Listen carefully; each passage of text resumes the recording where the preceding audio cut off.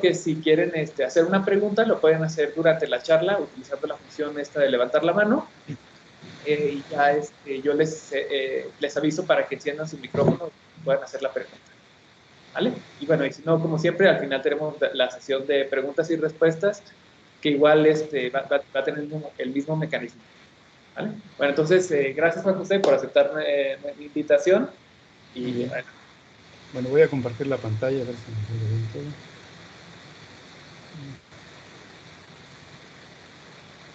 ¿Ya estamos viendo tu escritorio? Sí. Está creciendo. Sí, ahí está.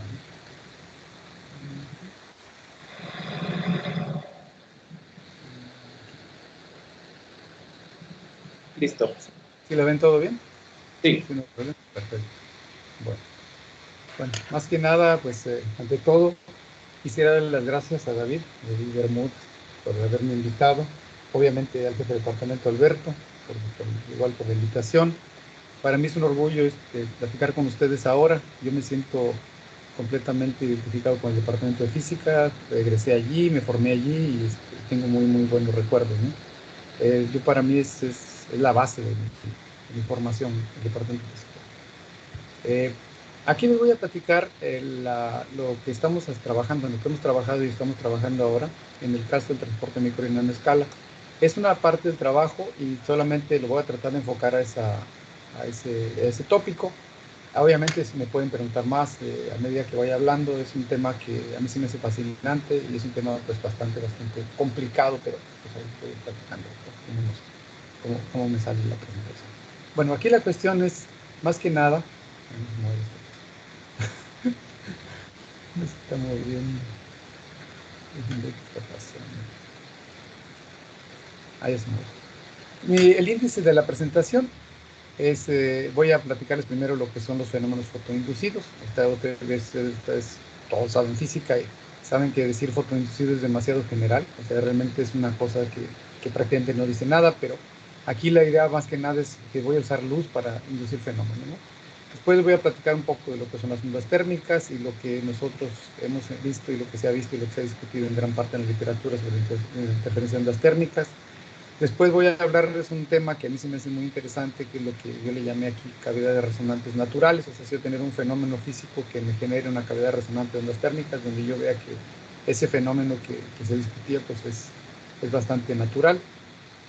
Después les voy a platicar de los trabajos que hemos hecho en gases enrarecidos para ver qué pasa con la difusión y ver incluso los fenómenos balísticos, ¿no? Después voy a platicar un poquito de lo que es el tratar de controlar el transporte. De hecho, el propio concepto de onda térmica es tratar de precisamente controlar el transporte térmico. Lo que hemos hecho en materiales funcionales, en este caso más específica en materiales inteligentes, o materiales que son controlados con, procesos de transporte que son controlados por este campos externos. En particular voy a hablar de la parte que hemos hecho con capas magnéticas. Después les voy a platicar un poco de lo que hemos hecho en materiales de cambio de fase, específicamente en óxido de vanadio. Después les voy a platicar también la cuestión que hemos abordado de empezar a armar dispositivos térmicos. Esto es muy interesante porque es algo así como cuando ustedes vieron por primera vez el transistor que se hizo aquí. Tenemos un diodo térmico, ¿no?, que funciona bastante bien. Nosotros lo construimos más que igual que el de los que hicieron el primer diodo, también es un monstruo, ¿no? Los efectos polaritónicos, les voy a platicar de este asunto y al final perspectivas y retos de algunos aspectos de lo que estoy abordando. Aquí la cuestión es bastante general, ¿sí? Vamos a decir, uno dice, bueno, ¿qué pasa cuando la luz incide sobre la materia, ¿no? Pasa en un mundo de fenómenos, ¿no? Eso es una cosa extremadamente compleja, ¿no? Yo allí puse solamente algunos, pero nada más en el centro puse las que son las ondas térmicas, que es una cosa que siempre va a estar, el calor siempre va a estar. Y la otra cosa que también siempre va a estar, pues son las ondas yo le puse termoelásticas, pero son de fenómenos asociados a la expansión térmica o al movimiento de esta cosa, del material debido al calor, ¿no? Obviamente hay un montón de fenómenos más, pero no se van a cubrir. Aquí el problema, y yo siempre les platico a mi gente, a los estudiantes, a la gente con la que platico, que lo que sucede cuando uno hace incidir luz sobre la materia y uno observa los fenómenos es un trabajo como de detective, ¿no? O sea, uno tiene que saber de dónde vino lo que uno está observando y por qué fenómenos así. O sea, cuando uno excita ópticamente un material, en este caso, se genera una cadena de fenómenos y esa cadena de fenómenos da otra cosa que, bueno, se puede traducir en calor. Y nosotros en este caso vamos a analizar el calor y ver de dónde viene esa cadena de fenómenos. Esa es la cuestión, es un reto bastante complicado, ¿no? Porque como les decía, bueno, como decía en mi resumen, el calor está por todos lados, ¿no? Entonces no hay manera tan sencilla de ver de dónde viene un fenómeno. Esa es en gran parte la cuestión con las cuestiones térmicas. Obviamente también es importante considerar que dependiendo de la fuente de excitación, también se van a excitar diferentes niveles de fenómenos, ¿no? O sea, eso también lo sabemos todos, o sea, nada más hay que tenerlo en cuenta, porque incluso uno puede pensar, no, pues excitas con un láser y te pasan tales fenómenos, o con una lámpara o lo que sea, ¿no? Pues no, porque también depende de la longitud de onda de tu láser, obviamente de tu intensidad, de la fuente de luz en general, y para que te vayan a excitar un fenómeno u otro. Esto es nada más para poner las cosas en su lugar, ¿no? Cuando nosotros hablamos del calor, bueno, aquí debía haber puesto mecanismos de transmisión, porque ya dije conducción.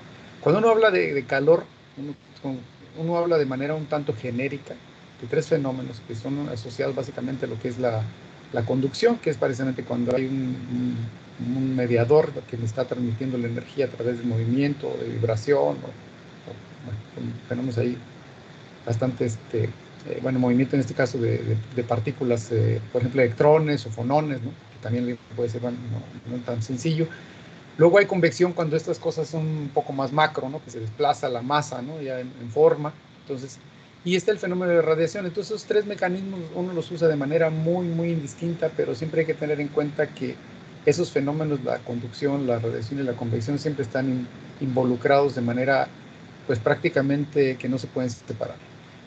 Cuando uno trabaja, por ejemplo, en este tipo de área en la que yo estoy, uno trata de evitar a como dé lugar la convección, porque eso mete una cantidad terrible de variables, ¿no? Pero pues no siempre es exitoso, ¿no? Por ejemplo, si te das un líquido y lo calientas mucho sobre la superficie, pues obviamente se va a mover la masa y eso se va por convección, entonces simplemente el calor se va a transmitir porque pues hay partículas calientes o masas calientes que se van a mover hacia el otro lado, ¿no? Entonces es un proceso convectivo. Pero bueno, eso es una cuestión que es importante tener en cuenta, ¿no? Y la radiación digamos, la que también uno llama conducción de calor también es la radiación, y obviamente ese es un fenómeno completamente óptico, ya no es como el calor normal el que tiene uno en la conducción, es completamente diferente el fenómeno, pero también uno lo clasifica precisamente como una conducción de calor, a pesar de que es radiación, o sea, y ese se rige pues bueno, obviamente por las leyes de la óptica y tiene distribuciones espectrales que siguen la ley de Planck, que también ustedes ya lo saben. Pero nada más para fijar. Esta es una diapositiva que también uso casi siempre porque es muy interesante. Simplemente uno dice, bueno, ¿qué pasa cuando esto no es nuevo? Esto es muy viejo, ¿no? Eso lo planteó ya Fourier hace muchísimos años. Y es una cosa muy simple. Simplemente si tenemos la ecuación de calor aquí arriba, ¿no? Tenemos la ecuación simplemente de conducción de calor. Entonces, si nosotros reescribimos esta ecuación simplemente considerando la manera, se reescribe la ecuación considerando conservación de energía, por ejemplo, uno encuentra esta segunda ecuación, dice, pues la parcial segunda de la t con respecto a x cuadrada, en una sola dimensión, obviamente, y aquí parece un factor que por este momento vamos a suponer que no depende de la posición y del tiempo, y nos queda una derivada primera igual a 0. Esta es una ecuación que es igual que la ecuación de Schrödinger, o sea, es igualita, solamente aquí bastaría poner la función de onda y por aquí decir, bueno, por aquí falta una i, obviamente, pero es igual. A lo que se le ocurrió a Fourier, y se les ha ocurrido a mucha gente después, o sea, no es una cosa nueva, es que tenía una solución tipo de esta forma, ¿no? Incluso tiene una solución que es tiene dos soluciones, una solución que es la solución normal, digamos, bueno, cuando uno mete una excitación periódica, obviamente, pero uno va a encontrar lo que llama una DC, o sea, simplemente una parte caliente, una parte fría, o sea, la parte que va a estar caliente, acá va a estar frío, pero sobre esa va a estar montada una función senoidal, ¿no? Que va a tener una forma evanescente, ¿no? Esto se ve así. Y se dijo que es un comportamiento ondulatorio. Eso generó pues una cantidad allí de conjeturas y de idas y venidas, que si eran ondas, que si no eran ondas. Eso tiene muchos años de estar siendo discutido y hay todo tipo de cosas, ¿no? Nosotros trabajamos mucho en eso y ahorita pues nosotros ya de alguna manera ya lo zanjamos.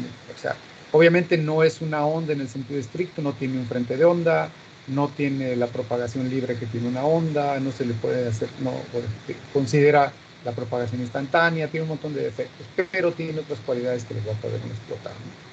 La difusividad térmica, esta cantidad que está aquí, es la que trabaja gente que hacemos este tipo de fenómenos donde las cosas suceden de manera que no son, no, que nos, digamos, es si no fuera el equilibrio, donde lo que hacen es meter un pulso, por ejemplo, pulsos seguidos o un solo pulso.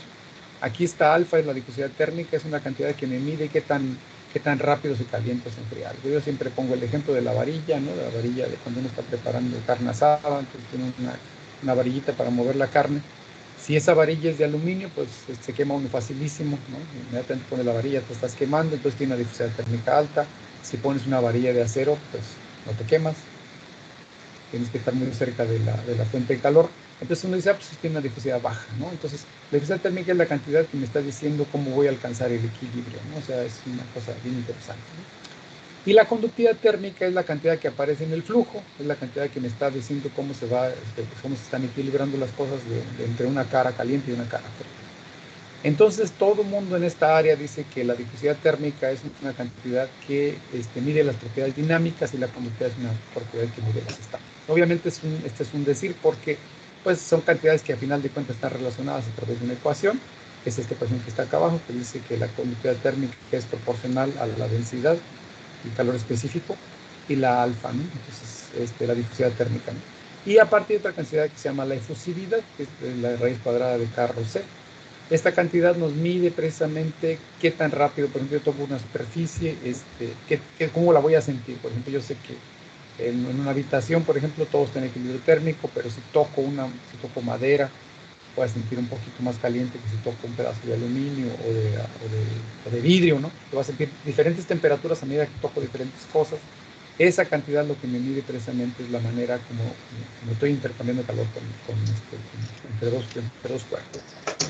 Hay un concepto muy utilizado aquí, que es precisamente cuando uno ve esta dependencia funcional, uno dice, bueno, esta cosa es que la difusividad, esta que es la difusión, o sea, esta onda evanescente que tengo aquí, esta onda que se va cayendo, que cae, tiene esta mu, y esta mu me mide cuánto penetra, digamos, desde el punto de vista de todos los criterios de física, cuándo penetra esto hasta 1 sobre E, ¿no?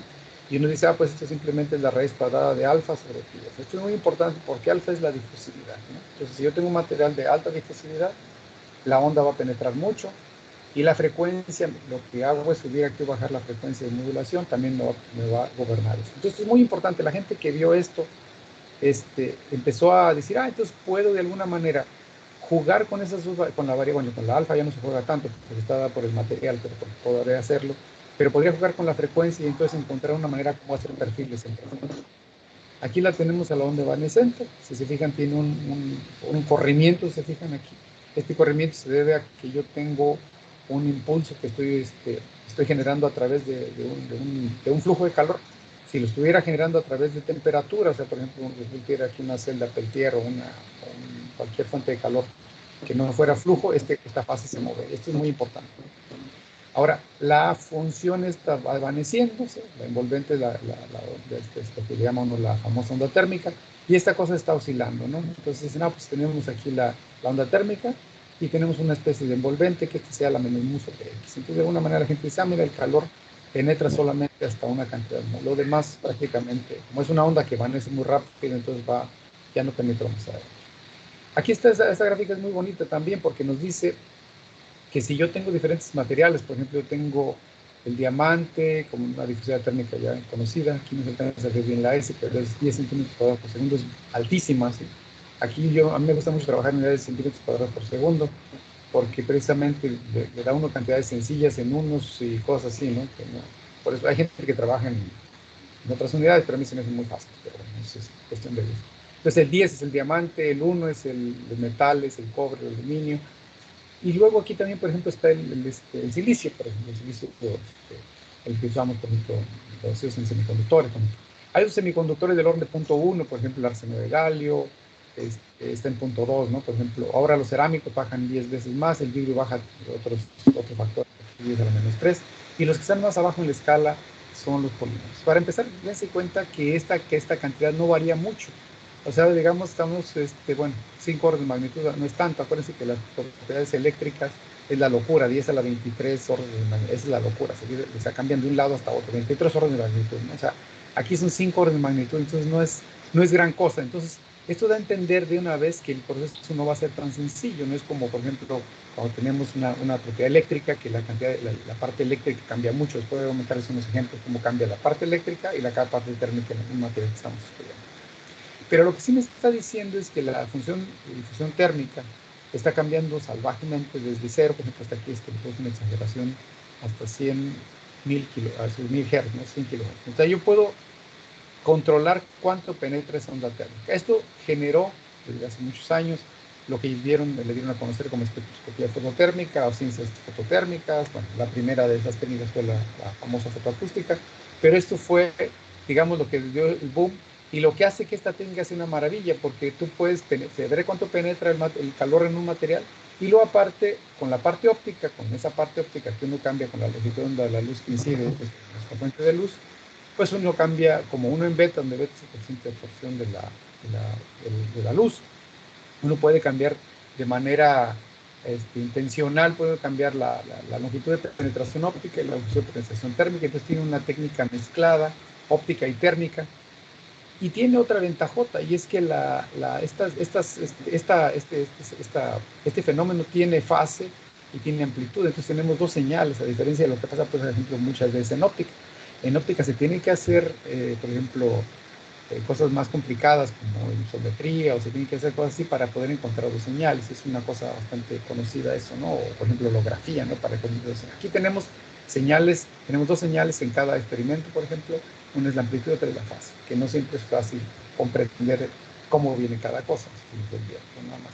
La detección se hace por un montón de modos. Aquí, bueno, ustedes tienen especialistas ahí en el área, pero se hace generalmente por fotodiodos, termopares, cámaras infrarrojas, piroeléctricos, micrófonos. El micrófono requiere la fotoacústica. Estas son las técnicas de piroeléctrico en general.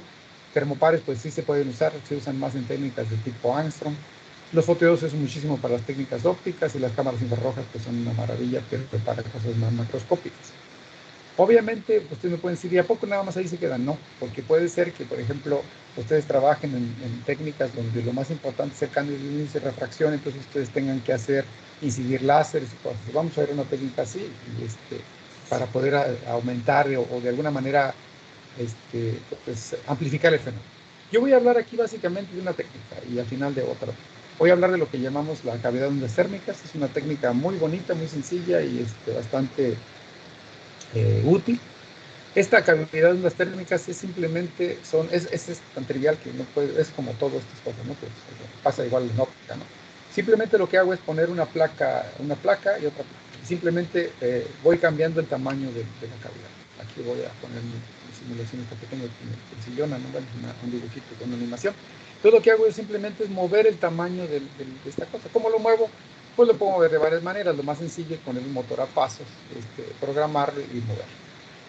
Aquí el truco, más que nada, hay diferentes modalidades, pero el truco más sencillo es que a medida que yo vacío el sistema, bueno, que alejo esto, se vuelve a rellenar esta cavidad. Esto es una ventaja porque entonces el sistema no cambia. Obviamente tenemos que tener un sistema que no cambie, un sistema que cambie nos va a dar un montón de problemas. Y entonces, pues muy buena esta técnica para trabajar líquidos bueno, semisólidos, y podría ser gases. Para gases es una maravilla. Entonces, con esa técnica que simplemente, simplemente calentar un lado y ver cómo se están propagando esas ondas térmicas que les acabo de platicar. Eso simplemente se generan esas ondas y se desplaza aquí. Y si uno quiere saber cuáles son las propiedades, uno simplemente desplaza esto para arriba y para abajo, y entonces grafica uno la señal que le da de este lado, la señal térmica, ¿no? Por ejemplo, al medio con este tensor piroeléctrico, la detectas aquí, es una señal, es una temperatura, ¿no? Es una señal que va a estar en voltaje, por el traductor ese que estaban usando, y entonces aquí cambias la longitud de la longitud de la cámara, y entonces simplemente te da unas cosas bien sencillitas, y dices, pues de la pendiente saco la difusividad térmica, y es una técnica, pues que es una maravilla, ¿no? Tiene una precisión muy, muy buena. Obviamente van a decir ustedes, híjole, ¿cómo lees con el paralelismo? Ese es un problema grave, ¿no? ¿Cómo lees para que se desplace de manera paralela y esto? Esto es un lío, eso le quita precisión a la técnica. Tiene otros problemillas, pero bueno, nosotros vamos a sacarle las ventajas, no los problemas. Pero básicamente ese es el paralelismo es el más complicado. La otra es el movimiento del motor a paso, puede ser que brinque. El otro problema es cuando uno quiere acercarse mucho, entonces tiene que tener uno, bueno, para empezar el paralelismo y para seguir, tener un sistema que pueda moverse de manera muy buena, ¿no? Pero obviamente con un microscopio, con un piezoeléctrico o con una cabeza de microscopio de una FM lo puede mover cuando quiera, ¿no? Para este tipo de fenómenos, no hay por ahí problema. Lo que se ve son estas cosas que van a ver. Si yo grafico lo que llaman en fase y en cuadratura, simplemente es ponerse paralelo, digamos, estábamos detectando dos señales, una señal con fase y amplitud, uno se pone paralelo a fase y perpendicular a la fase que está uno detectando, uno ve estos fenómenos, uno ve precisamente esto que la gente que empezó a trabajar esto dijo, pues es un fenómeno precisamente digamos, resonancia ante resonancia, es una interferencia, y se tomó así y dijo, no, pues sí, funcionan las ondas térmicas, funciona bonito, y de hecho uno puede simplemente sacar las diferencias entre los máximos y los mínimos, y uno puede sacar de ahí las propiedades. Entonces es una técnica que es una maravilla, porque funciona tanto digamos, en la parte lineal, como en esta parte donde ya no es lineal y está oscilando. Primero agarré, digamos, de esta parte acá donde era lineal, y si me quiero ir a la parte no lineal también me da bien. Obviamente me van a decir ustedes, pues está muy ancho el mínimo y el máximo, claro, por está tan ancho, por eso a veces no se usa. Aquí la diferencia, por ejemplo, es una cámara simplemente con aire, esa no tiene nada adentro, y simplemente lo que hicimos fue cambiarle la presión. Les voy a andar más en este problema, pero para que vean qué bonito está, o sea, ustedes tienen simplemente una cámara de aire separada ahí un par de milímetros, y entonces simplemente ustedes van barriendo desde los 2 milímetros hasta los 12 milímetros y les da su perfil. Entonces, y les está midiendo las propiedades del aire que está metido. Entonces, es una maravilla, es una estabilidad excelente que tiene. Entonces, a mí lo que siempre me ha fascinado este sistema es que realmente dicen, no, bueno, ¿cómo es posible que no lo haya uno observado de manera natural, ¿no? Un sistema así. Entonces, bueno, ese es un problema que nació. Esta es una anécdota graciosa, porque yo estaba trabajando con gente, yo siempre estaba un poco metido en la parte bio, ¿no?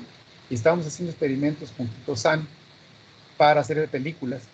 Entonces yo les dije, pues vamos a detectar cómo crece la capa o cómo se forma la capa por medio de ondas térmicas, así con este sistema, ¿no? Entonces pusimos esta cosa, pusimos el líquido. Aquí les voy a poner un ejemplo de un líquido que se va a evaporar completamente, ¿no? Pero bueno, el otro no se va a evaporar completamente, entonces lo explico bien. Entonces deja uno que se evapore, y entonces simplemente este es, digamos, un resonador natural, en el sentido de que pues la capa de líquido está moviendo. Se va a decir, no, aquí está chueco, esto se forma, se pega en las paredes por la cuestión de la capilaridad y todo. Claro que sí, obviamente. Entonces tiene que agarrar uno y ser bastante, pues, digamos, objetivo en lo que está uno observando experimentalmente, ¿no?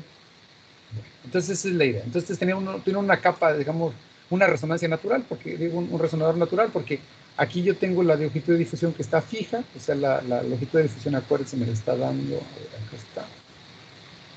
No quiero avanzar si no estoy haciendo todo. Aquí está. La longitud de difusión, acuérdense que depende de la difusividad y de la frecuencia. Entonces, si yo mantengo la difusividad, sí. Una pregunta, veo que para medir, está midiendo ondas térmicas, pero veo que está midiendo presión, ¿está usando alguna ecuación de estado en particular o mide la temperatura? ¿Cómo mide la temperatura? La temperatura es un sensor de más piroeléctrico, o sea, simplemente es una hoja de un electreto, ¿sí? Y la hoja del electreto tú le pones dos contactos de cada lado y te mide la temperatura. ¿Y la presión que estaba antes, disculpe? La presión yo la mido con un medidor de presión normal. Eso ahorita se los voy a platicar más adelante. Eso lo mido con un manómetro ahí sencillo. No tiene, esa es una presión dada por el problema externo. Esa yo la controlo, ¿sí? Esa viene esa pregunta. Muchas gracias. Bueno, muchas gracias, sí, me quedó más claro. Sí, muchas gracias, sí. Muy bien.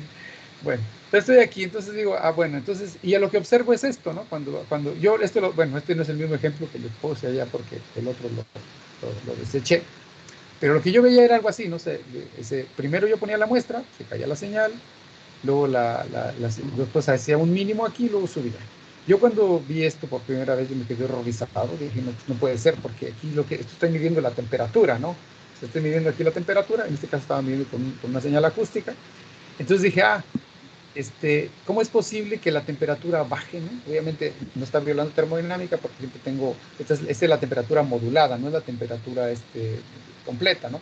Sino que es la senoidal que está trepada sobre el DC.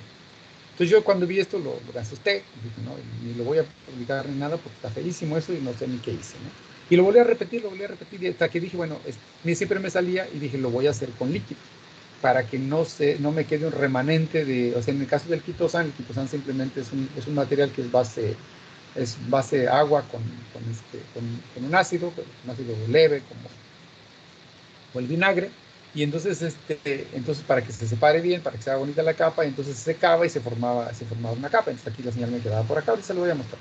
Entonces, pero me daba este mínimo loco, entonces pensé, ¿qué es, no? Entonces yo estaba horrorizado, yo sabía perfectamente que la gente que hacía fototérmica había reportado estos fenómenos, pero en fase y en cuadratura, pero no en la señal, ¿no? Esto no, yo nunca lo había visto. Entonces, digamos, lo deseché, no lo publiqué y lo dejé tirado. Pero después volví a hacer los experimentos y resultó que me salía simplemente con un líquido, dejándolo evaporar, así aquí. Dejándolo evaporar un líquido, yo obtenía que la señal, la temperatura, pues, hacía este comportamiento loco.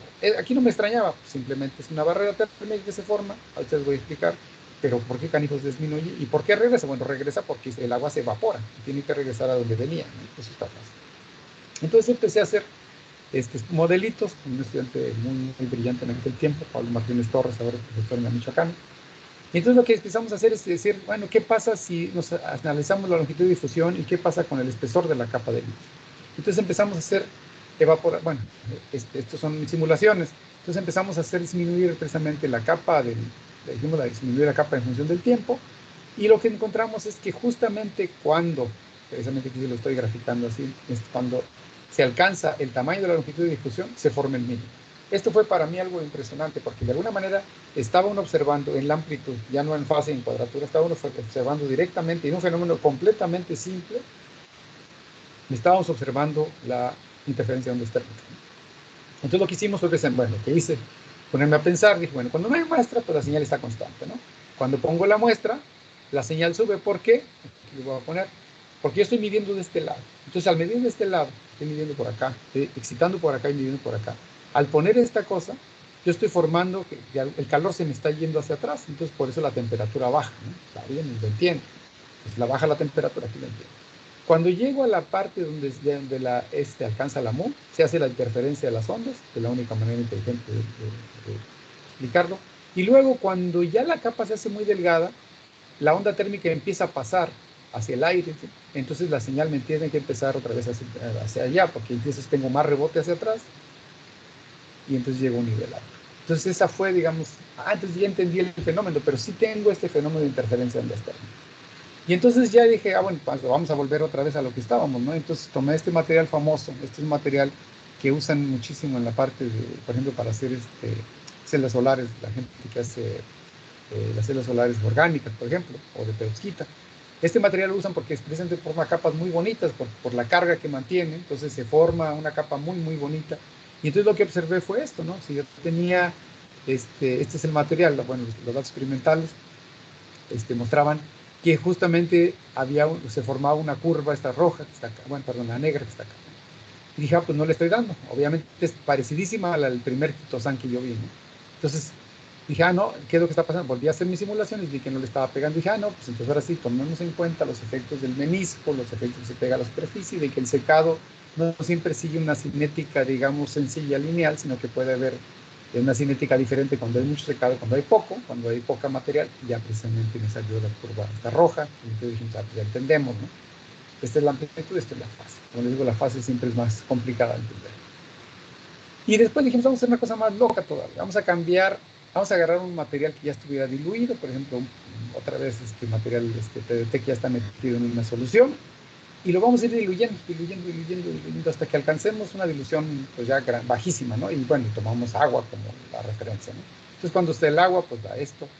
Y cuando el material está, digamos, al 100%, o sea, que lo tomé como me lo dieron a nivel PDT, me vendieron, lo voy diluyendo y siempre me queda precisamente una curva que no alcanza el máximo, precisamente, sino que se queda en un pedacito. Y dije, entonces eso está muy bonito. O sea, acá ya vimos que no alcanza, se fijan, no alcanza, no regresa donde tiene que regresar. Lo que él decía, este sistema En el agua, por ejemplo, acá lo ven ustedes, el sistema está regresando, ¿no? Pero ese no regresa, y dicen, ah, pues, ya sé por qué no regresa. Regresa porque se le quedó una capa formada arriba, ¿no? Eso no dice uno. Pero lo interesante no es eso, sino que esta muestra que está al 10%, o que está un poco abajo, incluso el bajo puede estar muy abajo, ya no tiene casi nada de material, ya no tiene prácticamente nada de PDT, ¿no? Y eso fue lo que pasó. Entonces, tomamos precisamente un pegamento blanco, que dice tipo resistol, lo fuimos diluyendo, y el famoso PDT, que era un sistema más estándar, y vimos viendo cómo, y esto lo medíamos con con un micrómetro, ¿no? Lo íbamos midiendo, y entonces vimos que lo que estaba pasando era admirable, o sea, que esa diferencia que ven ustedes aquí, esta diferencia, era incluso del orden de micras, ¿sí? Y entonces eso no tiene sentido, porque la longitud de difusión para este fenómeno es grandísima, son 80 micras, ¿sí? Y estoy pudiendo ver una capa, me brinqué, digamos, del orden de 2-3 micras aquí, ¿no? Acá 10 micras, un poco más, pero estoy viendo, o sea, mi longitud de difusión llega hasta por acá, ¿no? Entonces está brutal, ¿no? O sea, 80 micras es una salvajada y no tiene sentido, o sea, yo llegaría mucho más arriba, estuve por acá, pero no es por acá, esta es la observación volumétrica. Entonces, estoy viendo un fenómeno que pasa en una escala, bueno, en una escala mucho menor que la longitud de difusión. Es un fenómeno que pues, se quedó allí igual, ¿sí?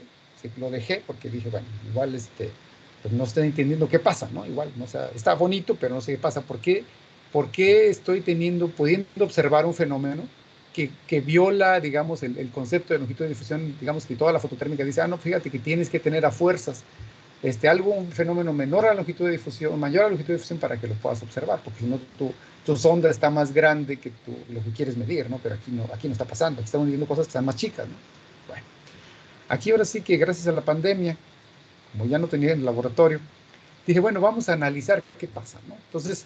Entonces tomamos el mismo ejemplo, volvimos a simular esto, y entonces dijimos, bueno, vamos a simular y vamos a ver qué pasa exactamente, y bueno, y hacer los cálculos también se puede hacer algebraicamente. ¿Qué pasa cuando la capa 2 se seca completamente? Casi se seca, ¿no? Entonces hicimos, pues lo que ya sabemos todos, aquí una expansión Taylor alrededor de esta cosa, y lo que nos dio es algo impresionante, ¿no? Nos dio que precisamente cuando esta capa está prácticamente, o sea, delgada, o sea, que ya está muy, muy delgada, de todos modos tengo contribución térmica, tengo la contribución de la capacidad calorífica y de la longitud. Entonces quiere decir, fíjense bien esta ecuación, a pesar de que no les voy a explicar todo lo que dice, pero es que si cambia de temperatura es proporcional a la frecuencia, o sea, la frecuencia está allí. Estas son cantidades relacionadas con el sustrato donde estoy poniendo el líquido que se está evaporando, el sigma 1, L1, estas sigmas son estas cantidades que están acá, y el L1 es su espesor, pero quiere decir que aquí no hay nada que ver con la capa 2, que es lo que uno espera. Y uno esperaría que esto se hiciera cero, ¿no? Cuando la L2 se hace cero, pues se hace cero. Pero antes de que se haga cero, hay una pequeña contribución precisamente que es proporcional a la capacidad calorífica, bueno, al ROC y a la L2. E incluso ese cálculo que estamos haciendo ahorita, ya mostramos que se puede unir a un segundo orden, ahorita les voy a mostrar por qué, y uno puede empezar a caracterizar térmicamente. Entonces, quiere decir que, ¿por qué está pasando esto? Entonces, lo que nosotros hemos conjeturado, bueno, aquí les muestro que esto que está pasando, por ejemplo, aquí retomamos los datos que hemos hecho con Pablo Martínez, y entonces dijimos, vamos a aplicar esa ecuación así, la que tenemos acá ya que es tan trivial, y precisamente obtuvimos que efectivamente, cuando teníamos las cantidades más pequeñas, el 10%, el 33% nos daba el ROC, que es la cantidad correcta para esa capa, ¿no?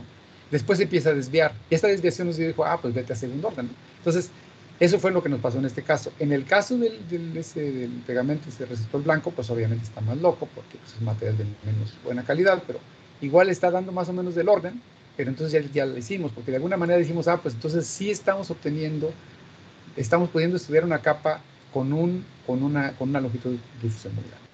¿Cuál es la cuestión aquí? La cuestión, después de pensarlo mucho, lo que pasa es que, y esto ya es una cosa que para un físico debe ser ya bastante obvio, después de que lo piensa uno, es que estoy cambiando la condición de frontera. Ya estoy viendo aquí, de alguna manera, al cambiar la condición, o sea, esta condición de frontera que estaba aquí, que era una condición donde había un material, digamos, un material, de pronto desaparece el material, y lo único que queda es ahí. Entonces cambio esa condición de frontera. Ese salto en la condición de frontera es el que me permite estudiar precisamente, por eso me sale el ROC, porque precisamente son cantidades que están relacionadas más a una condición de frontera que a una cantidad dinámica, ¿no? Entonces, pero está muy bonito porque estoy pudiendo ver este brinco en las propiedades. Y si me voy al segundo orden y me voy a estas cosas, pues a lo mejor hasta las dinámicas puedo empezar a ver, porque ya voy a ver precisamente un poco el cambio en la condición de frontera, pero en el tiempo, ¿no? Entonces, sí puede uno estudiar capas muy delgadas de materiales con esta configuración. ¿Cuál es el truco? El truco está en que tengo que tener un contraste térmico grande, o sea, por eso es que el fenómeno a veces no se observa. Aquí, por ejemplo, si yo pongo un aluminio y aquí pongo esa capa por ejemplo, cuando puse quitosano, pongo agua, aquí hay un contraste térmico muy grande. Si ese contraste térmico no es grande, si yo pongo aquí, por ejemplo, no sé, un plástico, lo que sea, un polímero opaco para que pueda la luz absorberse, y aquí se me seca otro polímero y no veo nada, veo simplemente que regresa como si fuera agua. Entonces, es ese contraste térmico y ese cambio en la condición de frontera el que me está permitiendo ver este fenómeno, ¿no? De alguna manera, tengo este fenómeno muy, muy bonito. Bueno, esa es la primera cosa. Ahí me pueden preguntar si quieren o después. Ahora, este problema nació también de un problema así muy, bueno, estos problemas a mí me gustan mucho, me gustaba, le comentaba a muchas personas que a mí me gustaba mucho esa gente como empieza a platicar de un fenómeno normal y sale con una cosa impresionante, ¿no? Y este es el caso, ¿no? Yo trabajo mucho con la gente que hace tubos para termosolar. Lo que hacen es ponen simplemente un tubo acá adentro, ¿no? De un material, o sea, le pueden acercar lo que quieran, puede de metal, hay de otro material, cerámico, y le ponen un recubrimiento acá, bueno, no un recubrimiento, le ponen un forro, digamos, de vidrio, ¿no? Un tubo adentro, y lo pegan hacia los lados, ¿no? Y simplemente lo que hacen es que le da la luz del sol. La finalidad de este tubo es captar la energía solar y dejar escapar lo menos posible. Y luego por aquí pasan agua o aire y eso ya es un calentador solar, ¿no? Bastante bueno, ¿no? ¿De qué depende que sea bueno? Pues del recubrimiento selectivo. Aquí la gente es muy buena para hacer recubrimientos que absorban la luz visible y que casi no emitan luz. Eso es lo que llaman un recubrimiento selectivo, ¿no? Y la otra cuestión pues, es que el calor no se les vaya por estas uniones o que no se les vaya por radiación hacia afuera, que eso es casi inevitable. Y la otra es que no se les vaya por conducción al aire que está dentro, ¿no? Porque va a haber aire.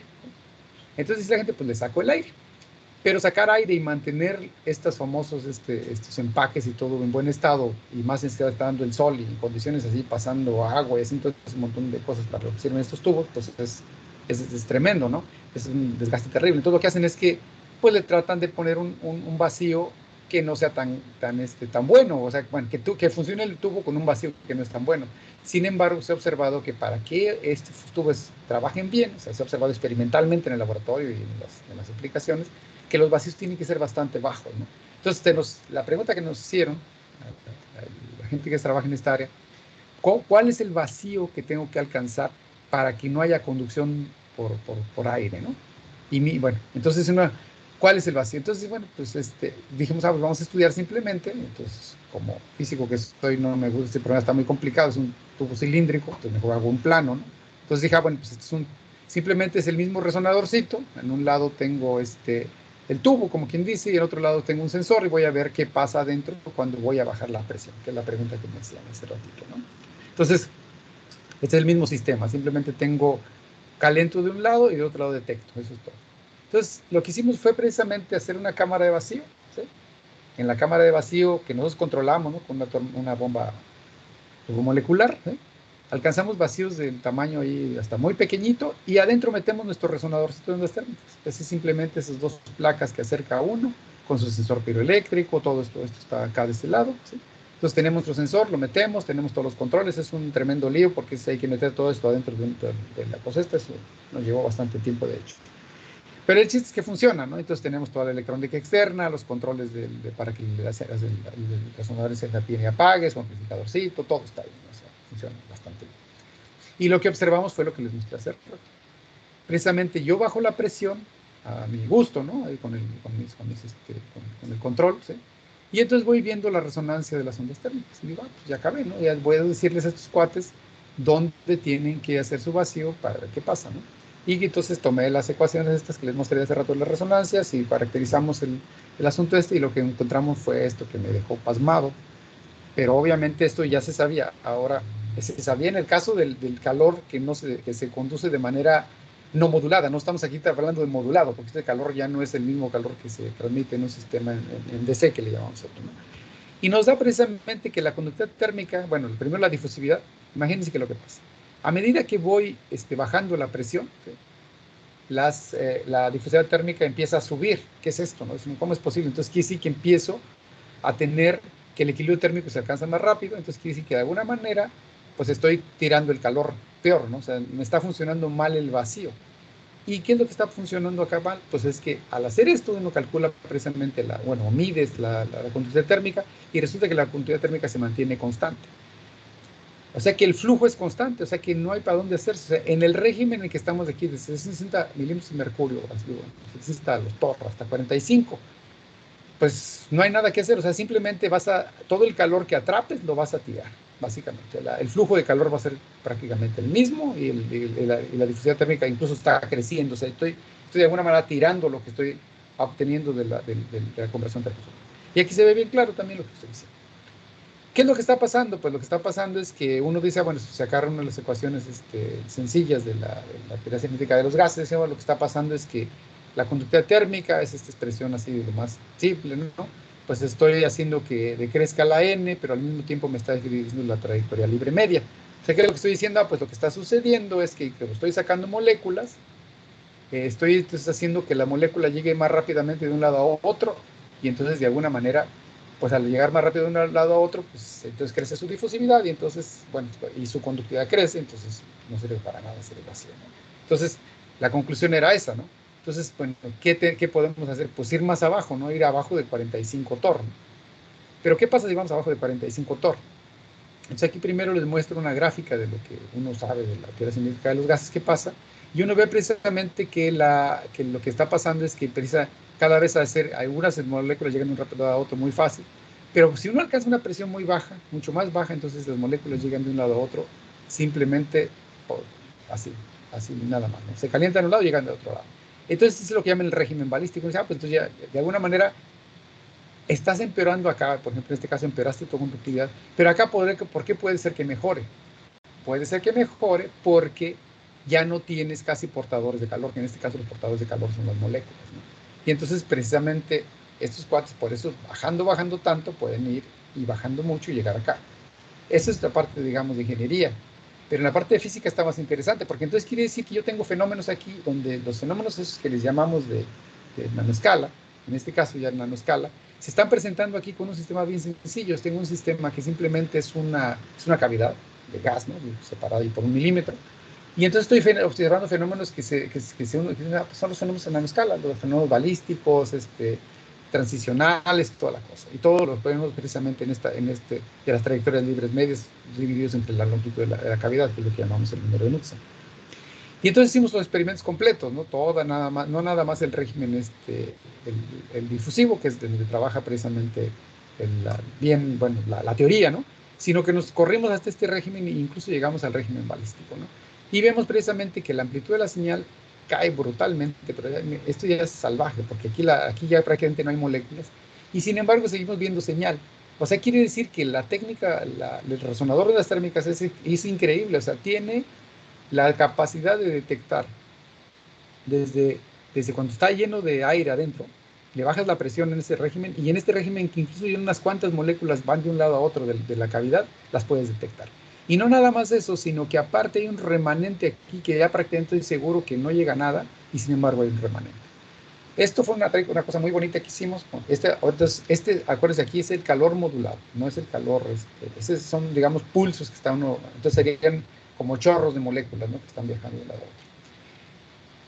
Esto tiene una huella digital muy bonita, este fenómeno a nivel térmico modulado, ¿no? A nivel de estos fenómenos modulados. Si se fijan, lo que hicimos aquí fue precisamente graficar con respecto al número de Knudsen, 1 sobre el número de Knudsen, precisamente la amplitud. Y precisamente esta huella digital, precisamente la huella de que uno marca, dice, mira, estas son las huellas que tienes precisamente cuando tienes un fenómeno, digamos, el fenómeno difusivo dominante, ¿no? Pero cuando entra uno al régimen, al transicionar, las curvas empiezan a voltear del lado, ¿sí?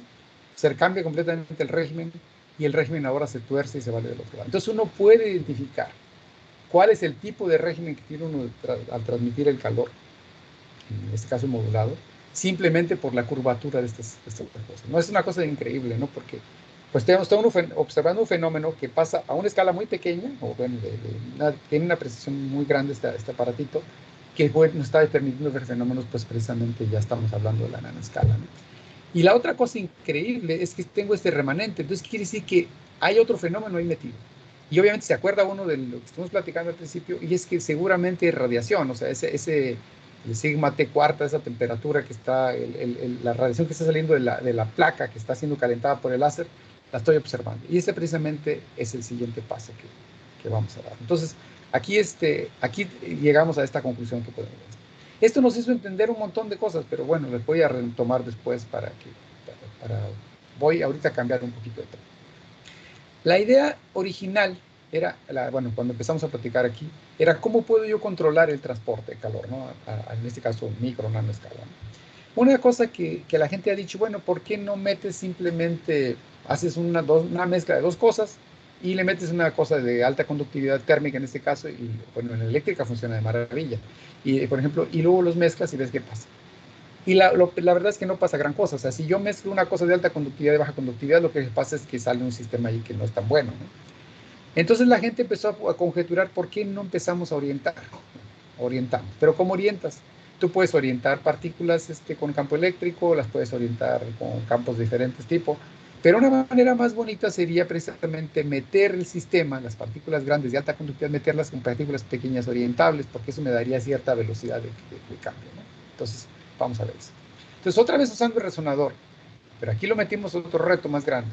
Aquí lo que vamos a hacer es que vamos a tener un sistema en el cual yo voy a poner el resonador, pero le voy a cambiar, ya no le voy a cambiar la distancia, porque se me va a meter en un lío.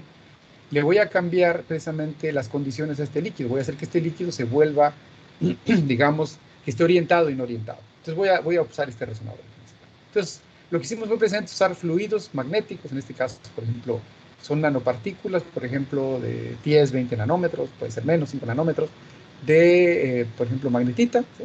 O hierro, magnetita es muy bueno, o hierro también, y meterlas en un fluido, en generar un fluido que no se sedimente, que tenga un montón de características. Pero no me voy a meter en detalles. Aceites, por ejemplo, sería muy bueno, aceite de silicones, aceites así estables. Y luego lo metimos adentro de un sistema de bobinas de Helmholtz para orientar las partículas que estaban adentro. Y vamos a ver cómo se comporta el resonador, ¿no? Y resultó que se comportó muy bien. O sea, el resonador fue capaz de medir precisamente lo que pasa. Miren, aquí tengo un ejemplo.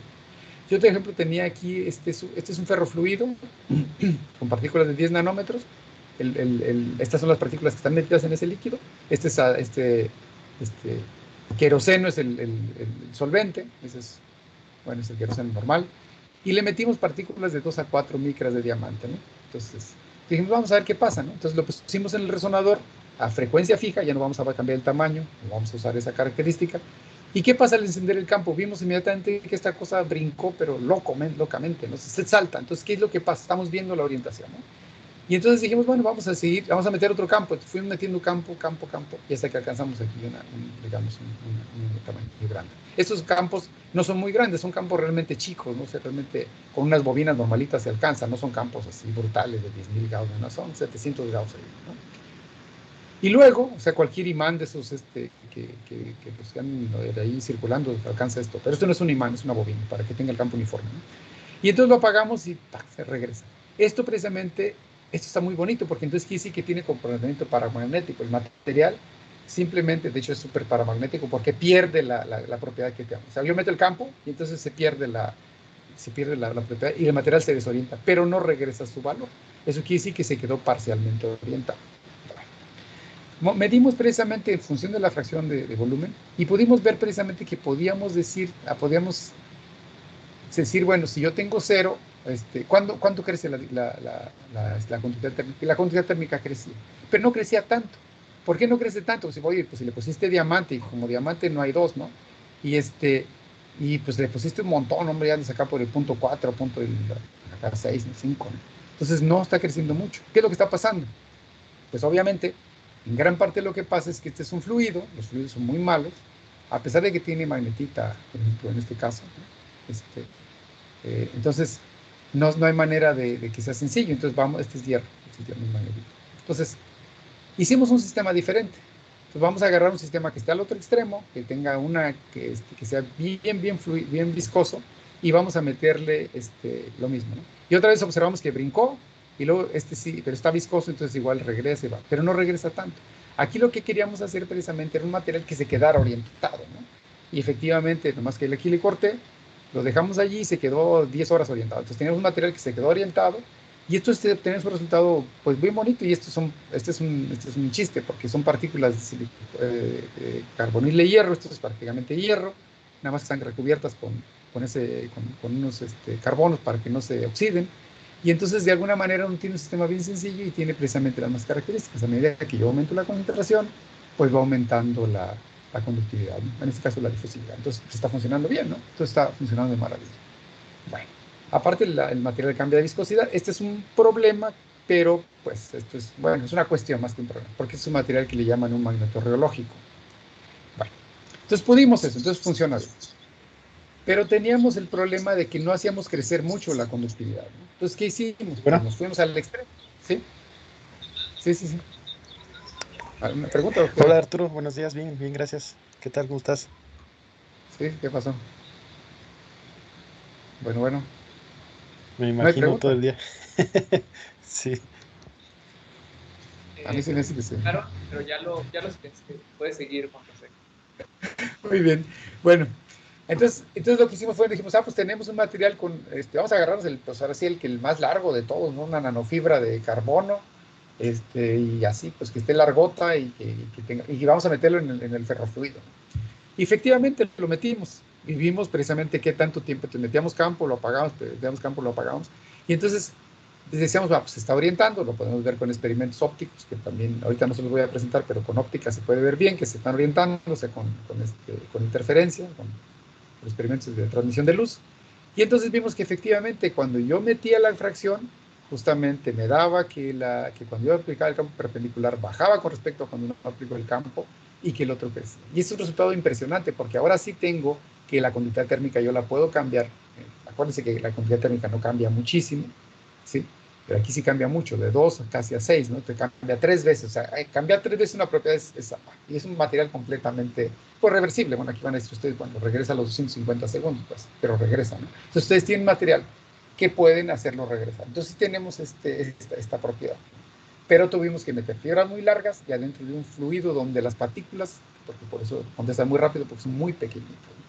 Allí hay mucho más que hacer. Allí hemos explorado otras posibilidades, otros materiales, y siempre nos hemos topado con que por más largo que haces el material, siempre tienes esos problemas de las barreras térmicas que forman las partículas, ¿no? Esa es una cosa muy interesante. Bueno, volvemos un poquito a lo que estábamos hablando hace rato. A esto le daré un ejemplo de cómo funcionaba bueno, creo que ahí misma la puse. Sí, ahí la puse. Entonces, ya no sé ni dónde quedé. Estoy acá. Sí. Entonces, estamos aquí, ¿no? Les decía yo hace rato que cuando hicimos la cavidad resonante y le sacamos todo el aire, vimos que todavía tenía un remanente allí, ¿no? O sea, que todavía nos quedaba, ¿no? Entonces, ¿cómo es posible que siga quedando ahí material, ¿no? Como digo, perdón, señal, ¿no? O sea, ¿cómo es posible, ¿no? Entonces dijimos, es una cosa óptica, ¿no? Digamos, es el calor, pero ahora sí les decía como hace rato, distinguir entre lo que es radiación y lo que es conducción. Y entonces si uno ve la ecuación, esta es la ecuación para difusión térmica, esta no es la ecuación para el régimen en que estamos allá, pero pues, nos puede dar luz, ¿no? Esa es la ecuación, la solución, ¿no? Porque para el régimen pues no hay solución, este sistema está bien complicadísimo, ya no se hace por simulación, el balístico, ¿no? Bueno, este es el difusivo. Entonces, lo que hemos observado precisamente es que tiene un factor que depende precisamente de la emisividad de la cosa. Entonces quiere decir que efectivamente, incluso en el régimen difusivo, tengo una contribución importante de la parte de la óptica. Está bien bonito eso, y si fijan aquí, precisamente hay un corrimiento, porque precisamente la fase, entonces quiere decir que hay dos fases, no sé, una fase, digamos, esta es un poquito más, bueno, aquí también está la parte imaginaria en estos factores, y acá también, pero digamos que está desfasado. Entonces tenemos lo que llaman un acoplamiento entre el transporte de conducción y el transporte por radiación.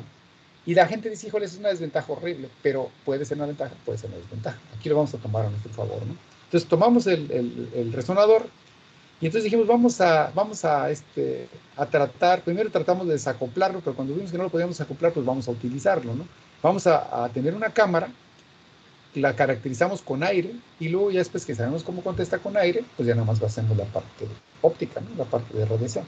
Y eso fue lo que hicimos. Entonces empezamos a hacer pues lo mismo que hacemos barridos, entonces empezamos a observar precisamente que cuando había conducción pura era un régimen, después se mezclaban y después quedaba pura radiación. Y esas eran estas partes constantes que están ustedes viendo, que son las que ven también allá atrás en la que les mostré que estaba las cámaras enrarecidas, ¿no? Entonces, no necesito ni siquiera tener la cámara enrarecida para ver la parte constante, siempre la voy a ver. Aquí el truco es precisamente hacer crecer la longitud de la cavidad. O sea, si esta cavidad la hago crecer mucho, pues la onda térmica, como está atenuada, la onda térmica está atenuada, si es una onda evanescente, pues no alcanza la otra cara, pero la radiación le vale sombrilla, esa es radiación y llega muchísimo más lejos. Entonces, este es el truco. Aléjate lo suficiente y vas a ver la radiación.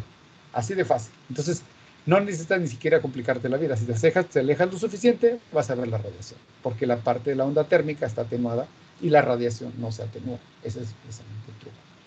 Entonces, cambiando otra vez de tema un poquito, vamos a usar esta misma técnica de resonador, pero para estudiar materiales de cambio de fase, ¿no?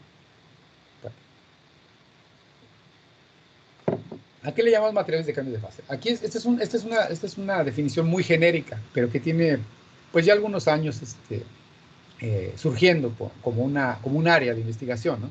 Son materiales en los cuales la fase cristalina, la fase, incluso puede no ser cristalina, puede pasar amorfa, cambia. Por ejemplo, usted decía, pues el agua, incluso, y pues, tantas cosas, prácticamente todo, ¿no? Entonces, obviamente, pero aquí se le llama así porque uno va a aprovechar ese cambio de fase para precisamente ver cómo cambian las propiedades físicas y a explotarlas para construir cosas o hacer aplicaciones, ¿no? O estudios simplemente. Y este es un material muy bonito, por ejemplo, el óxido de vanadio. Este material, en esta fase de óxido de vanadio, hace una transición desde la fase monoclínica a la tetragonal, simplemente por calentar. O sea, si ustedes lo calientan ese material y llegan ahí por 65 grados centígrados, el material empieza a cambiar su fase y pasa de una fase perfecta de monoclínica a tetragonal. Y lo más increíble de todo es que es irreversible.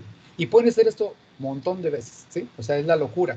Dependiendo de cómo hagan la transición, de si tienen la atmósfera con humedad o con otras cosas, o si lo están metiendo a un proceso muy desgastante, eso lo pueden hacer miles de veces. Entonces es un material que es una maravilla, porque puede estar haciendo esa transición de uno al otro, ¿no? La razón por la que hace la transición es un debate grande, no crean que está ni hecho. Dicen, hay un grupo que dice que es mayoritariamente la atracción de Perliers, donde dicen que es la interacción electrón-fonón, y hay otra gente que dice, no, pues es una Mott-Hubbard, y que no, pues es que es más importante la interacción fuerte electrón-electrón. Aquí hay un debate grande, no es una cosa trivial, ¿no? Hay gente muy buena, de hecho aquí hay un premio Nobel que tenía, porque falleció hace unos años, tenía un trabajo muy bonito, ahorita les voy a mostrar al final de una cosa nomás para que vean. Este material hace esa transición. Ahora, en el caso de lo térmico, ¿qué hace? ¿No? Entonces vamos a ver, ¿no? Entonces, primero vamos a ver qué es lo que se ha observado, que hace en la parte óptica, ¿no? Bueno, perdón, en la parte eléctrica. En la eléctrica se ve que hace esta cosa impresionante, ¿no? Pasa de esta cantidad, ¿no? Esta, 3, ¿no? Hasta prácticamente, pues no sé, fracciones, ¿no? Entonces, eso lo hace cuando tú lo vas calentando y cuando lo enfrías regresa por otro lugar. O sea, no solamente hace este cambio brutal de la conductividad, como les digo, la conductividad eléctrica es salvaje lo que cambia, sino que aparte lo hace con una histéresis. Esto podría ser, para alguien puede ser una desventaja, pero para otros puede ser una ventaja, obviamente, también. Entonces, y también lo hace en la transmitancia. Si ustedes ven la transmitancia, también hace un cambio brutal. O sea, este material ustedes lo tienen, lo calientan y se va a volver transparente. Claro que esta transparencia es en el infrarrojo cercano, no es un material así que lo ven en el visible. Se puede hacer materiales que lo hagan en el visible, no es privativo. En los que les estaba enseñando hace rato, en los de esos materiales que les acabo de presentar antes, de los materiales inteligentes, se hace eso. Pero ahorita vamos a hablar de óxido de vanadio. Entonces, este óxido de vanadio hace esto. Entonces uno dice, bueno, ¿qué está pasando? Por ejemplo, imagínense aquí, este es el primer indicio de la parte térmica. Este es un espectro Raman, ¿no? Entonces, aquí está muy amplificado y simplificado para que se vea bonito. Pero simplemente lo que está pasando es que estoy abajo de la transición de fase y veo un montón de picos, ¿no? De pronto, cuando llego a la transición, esos picos empiezan a ser chiquitos y cuando paso la transición se hacen plano.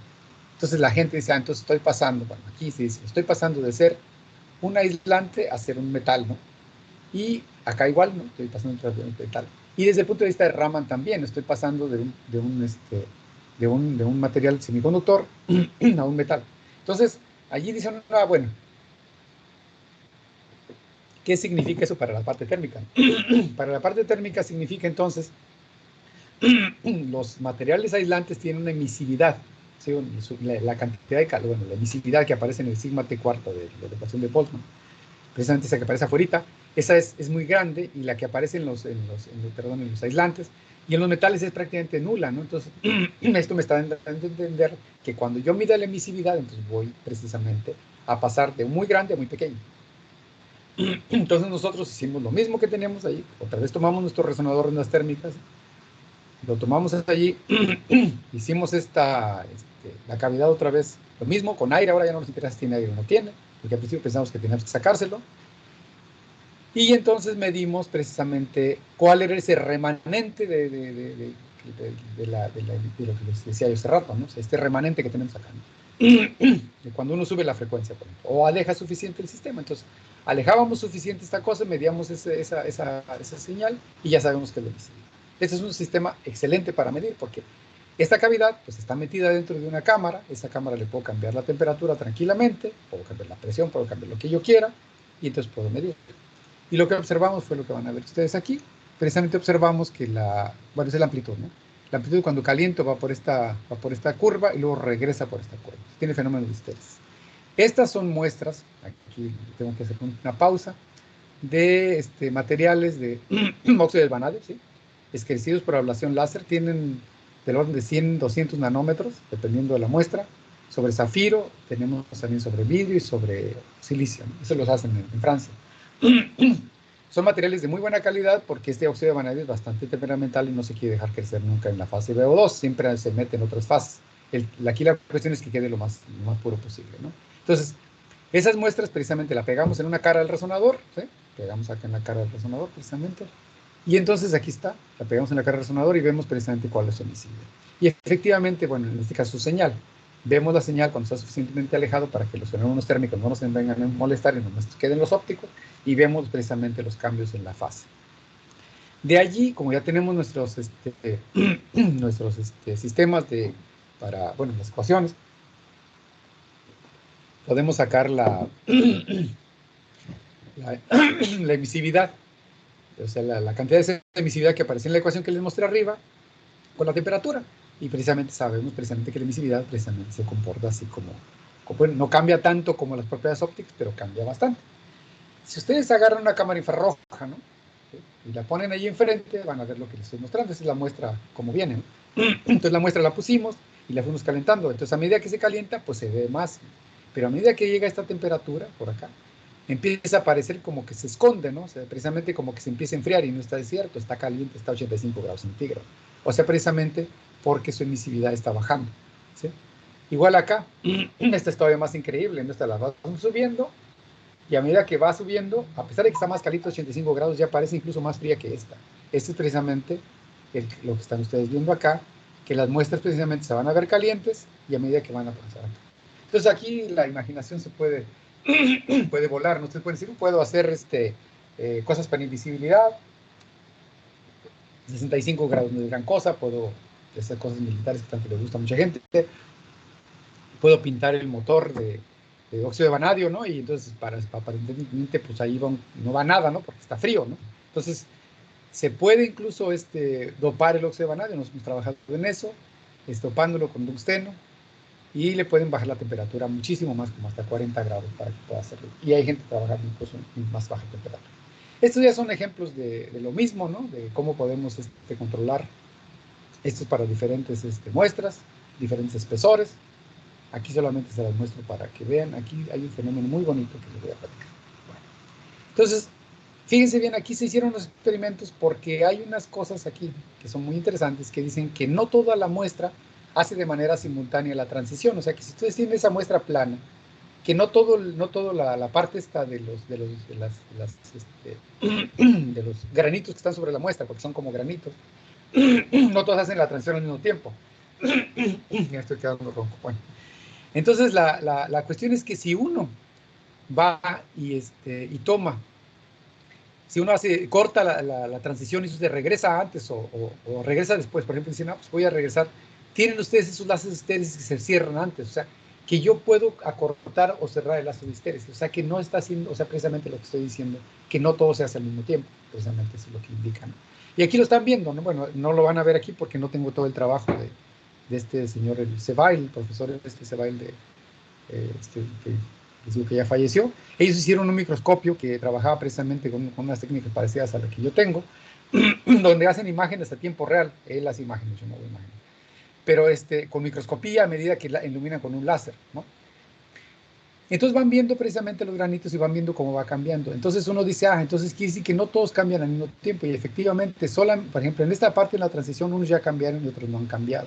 Y así a medida que lo van estudiando y van viendo que es como una esfera de un árbol de Navidad donde están cambiando unos.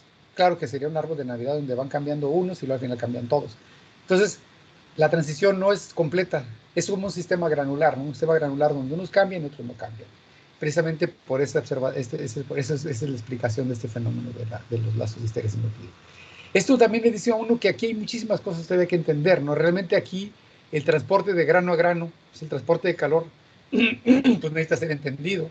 Necesita ser entendido cómo se va creciendo la transición. Nosotros hemos estudiado mucho la transición por medios, por ejemplo, termodinámicos. Simplemente vamos a agarrar un sistema termodinámico donde vamos a ver cuál es la energía que se necesita para que cambie un grano. Y la hemos calculado, la hemos medido y es un lío porque el modelo da bien, pero es difícil. Por ejemplo, los modelos dan muy parecidos a estas curvas, pero no tenemos estas bajadas. Por ejemplo, si ustedes ven este sistema aquí, cae un poquito. No, lo que obtenemos precisamente es que los sistemas se estabilizan, pero ¿por qué baja? ¿No? Eso es un lío tremendo, ¿no? Y esto tiene que ver con el hecho de que no cambia como un todo. La otra cosa interesante, y eso tampoco no lo hemos podido terminar nunca porque no tenemos buenos experimentos, es que, por ejemplo, este material cuando está emitiendo la luz está altamente dispersiva, la luz que sale está dispersada, hay scattering, un scattering tremendo. Cuando hace la transición, la luz infrarroja que sale de él, sale completamente, como no focalizada, pero como un haz. Entonces, esto está dando a entender que aquí tenemos fenómenos precisamente otra vez, como si hubiera aquí, bueno, no como si hubiera, como que hay scattering, ¿no? Tipo mí aquí adentro, que ese scattering deja de haberlo cuando todas las partículas pasan de la fase, que ya están todas semiconductoras, a la fase metálica. Pero bueno, ese es un asunto. Bueno. Nosotros lo que hicimos fue, nos fuimos por otro lado, ¿no? Ahorita, en este momento, bueno, en este trabajo, es un trabajo que nos tomó casi 1 año y medio hacerlo, porque precisamente los teóricos, precisamente uno de los estudiantes, José Ruiz Miranda, que está en el CNRS y un montón de teóricos que hay allí, se les ocurrió la idea de hacer un diodo térmico, ¿no? En base al dióxido de vanadio. Se les ocurrió hacerlo en el papel, ¿no? Pero el papel está fácil, ¿no? Entonces me dijeron que si lo podíamos construir, ¿no? Entonces la idea precisamente fue hacer lo mismo. Dijimos, pues ya tenemos el sistemita ¿no?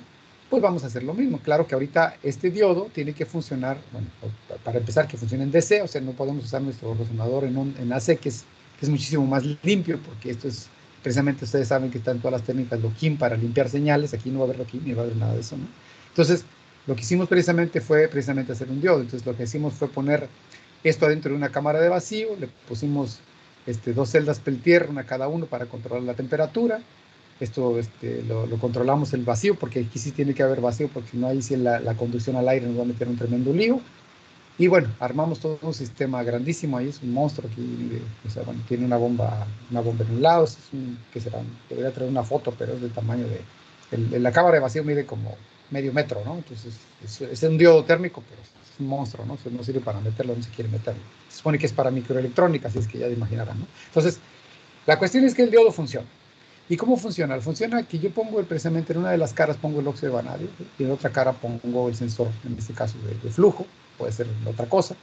Y entonces voy precisamente haciendo eso a medida que por ejemplo, pongo aquí una temperatura alta y aquí una temperatura baja, pues entonces voy controlando la manera como fluye el calor. Si yo estoy en la fase, ¿cómo se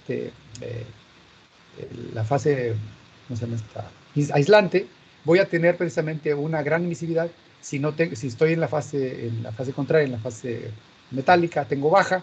Entonces, controlando la temperatura entre esas 2 caras, yo puedo hacer que el calor fluya en una dirección o en otra dirección. Ahora, tengan en cuenta que estoy diciendo el calor que se transmite por radiación, es el calor radiativo. Está ahí controlando el flujo térmico, ¿no? A través de esta cosa. Entonces, este es un diodo realmente que es, digamos, térmico, pero es más foto, ¿no? ¿Sí? Entonces, sí funciona muy bien. Les voy a mostrar. Precisamente aquí está operando aquí, entonces justamente es en la subida, en la bajada. Y precisamente medimos factores de rectificación, o sea, de este diodo. Funciona, bueno, 60% cuando está crecido esta misma muestra, las mismas que antes, en zafiro R, en zafiro C funciona un poquito peor, y en zafiro y en silicio un poquito peor, ¿no? Pero funciona al 50%. O sea, si ustedes tienen precisamente, ustedes pueden bloquear el calor que pasa en una dirección, o sea, el calor, o sea, cuando ustedes tienen una cara caliente y una cara fría, entonces ustedes tienen que el calor pasa de la cara caliente a la cara fría, pues ustedes pueden bloquear al 60% el calor que pasa en una dirección y en otra dirección pasa como si nada. Entonces es prácticamente, pues en gran parte un diodo. Obviamente todavía le falta mucho para tener las características de un diodo operable para microelectrónica, ¿no? La cuestión aquí, bueno, la primera cuestión, la cuestión es que esto es macroscópico, ¿no? O sea, digamos, tenemos 1 milímetro de separación, tenemos que ir a mucha más escala, tenemos que acercar más el resonador. Obviamente, si tratamos de acercar con el resonador, pues obviamente las placas se van a pegar, entonces tenemos que acercar tenemos una configuración en la cual ya podemos acercarnos mucho, tenemos con piezoeléctricos, podemos acercar muchísimo. Eso, afortunadamente, alguna vez trabajé en microscopía túnel y AFM, entonces uno se puede acercar casi lo que quiera. La diferencia grande es que ya se acerca uno con una punta, sí. Hay unos trabajos muy bonitos donde la gente se acerca con esferas para cuestiones eléctricas, ¿no? Entonces, por ejemplo, hay un trabajo de Federico Capazo que está publicado en Nature, donde él se acerca con una esfera y puede incluso medir las fuerzas de Van der Waals, y incluso se mete con cuestiones de electrodinámica cuántica, por cierto. Entonces él se acerca muchísimo con una esfera. Entonces lo que estamos pensando es acercarnos con una esfera en vez de acercarnos con el plano, y tratar de, bueno, y medir los efectos. Obviamente nos va a llevar tiempo, ¿no? Porque apenas tenemos los sistemas que están haciendo el movimiento y sí funcionan bastante bien, ¿no? Entonces el diodo funciona razonablemente, esta es su rectificación, funciona bien, podemos, digamos, parcialmente bloquear el flujo en una dirección que en otra, ¿no? Pero funciona muy bien. Ahora, aquí voy a cambiar de tema, ahora sí, bastante más, porque lo que les prometí es que iba a hablar de transporte a gran escala, y hasta ahorita lo que les he demostrado es que hay un resonador que es una cosa muy macro, que puede medir cosas nano, ¿no? O micro. Aquí dicen, bueno, pero ¿qué tal si uno se entera que dice, yo quiero medir a fuerzas cosas que estén en la nanoescala? Entonces, ¿qué tengo que hacer? Bueno, tienes, para que la longitud de difusión sea muy, como vimos allá muy atrás, pues tienes que tener pulsos muy cortos. Entonces tengo que medir en microsegundos pico o femto, ¿no? Y entonces tengo que usar otros fenómenos, ¿no? Por ejemplo, hay gente ahí, ustedes, por ejemplo, José Luis, ¿no? Que trabajan con lente térmica, ¿no? Entonces ellos trabajan con cámaras de refracción. Hay otra gente que trabaja con emisión infrarroja, nosotros, y bueno, otros grupos trabajan con Sensing Grating, otra gente trabaja con, lo llaman POM Probe, o yo le puse ahí bombeo prueba, que son técnicas de termorreflectancia, que también he trabajado y es bastante rudo. Y lo que llaman métodos 3 omega, que son bastante, para mi punto de vista, un poco burdos, pero ahorita les voy a mostrar resultados, ¿no? Entonces lo que nos hicimos fue precisamente armar un sistema. Dijimos, bueno, vamos a medir en la nanoescala fuerza. Entonces tenemos un sistema allí que es un láser de femtosegundos, ¿eh? Está emitiendo en 1064 nanómetros, ¿eh? Y tenemos acoplado con el otro láser, ¿no? Y bueno, tenemos un amplificador, todo lo normal y común para este tipo de láseres, ¿no? Tienen ustedes un láser de bombeo y otro que les hace la transformación al femtosegundos. Y aquí lo que hacemos precisamente es una cosa muy bonita. Metemos una rejilla de difracción, que es una rejilla normalita, y generamos un patrón de difracción. Aquí lo interesante no es generar un patrón, es generar un patrón, pero térmico. Entonces lo que hacemos es generar que unas zonas estén calientes y otras zonas estén frías. Entonces, aquí está, entonces, un patrón de difracción, ¿sí? Y entonces hay zonas calientes y zonas frías, ¿sí? Y lo que hacemos precisamente es meter un segundo láser de prueba, y en ese láser vamos a ir viendo cómo se ve las zonas calientes y frías, calientes y frías, calientes y frías. Lo más bonito de este sistema es que se puede demostrar. Les digo, no me voy a meter eso porque necesitaremos otra plática, o a lo mejor hasta un curso. Se puede demostrar que todo ese enredo que tenía yo antes de que si las ondas eran unidimensionales, pues siempre supuse que eran unidimensionales para no tener problemas, pero aquí no puede ser unidimensional porque aquí los fenómenos, los pulsos son tan cortos que ya voy a tener un montón de problemas, ¿no? Entonces, Lo bonito de este asunto es que cuando ustedes resuelven las ecuaciones para transient grating, ustedes pueden demostrar que el calor que se propaga sobre la superficie del material se propaga como si fuera un sistema en una dimensión. Entonces ya no tienen unos problemas, porque como está la rejilla de difracción, entonces yo lo que voy a analizar es precisamente entre este y otro, entonces voy a analizar precisamente cómo cae el perfil entre uno y otro. Entonces lo que hago es meter un pulso de femtosegundos o microsegundos, o lo que tenga, y voy a analizar cómo cae la temperatura. Y cómo cae la temperatura en cada uno de estos perfiles me va a decir cómo es la difusividad térmica, por ejemplo, ¿no? Y eso es lo que hago. Estas son las características del sistema, ¿no? Entonces, lo que observo yo en los experimentos es esto, por ejemplo. Yo observo, es, por ejemplo, una muestra un poco ruda, ¿no? Silicio poroso, ¿no? Complicado, ¿no? Pero funciona bastante bien. O sea, yo meto un pulso y voy viendo cómo termaliza, ¿no? Y dependiendo de cuál es lo que llamamos la periodicidad de mi rejilla, voy viendo si veo o no fenómeno, ¿sí? Por ejemplo, cambiando la periodicidad de la rejilla y cambiando los tiempos de observación, yo puedo observar incluso fenómenos diferentes. Son fenómenos térmicos, pero también puedo observar termoelásticos, puedo observar recombinación de portadores y puedo observar muchas más cosas, difusión incluso de material. Pero bueno, esto lo puse en la escala para observar los térmicos. Entonces, observo que precisamente cae, ¿no? Estas caídas las ajustamos con modelos bastante sencillos, pues de una dimensión, como les digo, pues estamos viendo el calor sobre la superficie, y entonces vamos precisamente a medir la difusión. Entonces ya podemos medir de manera muy, muy fácil.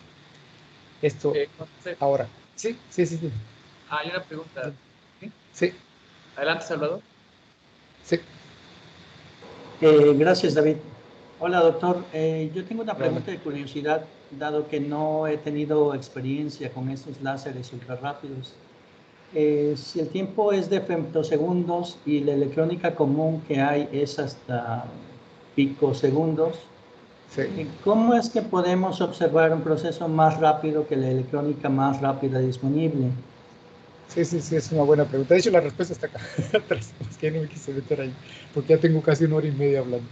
Pero bueno, la cuestión es que tienes no hay problema.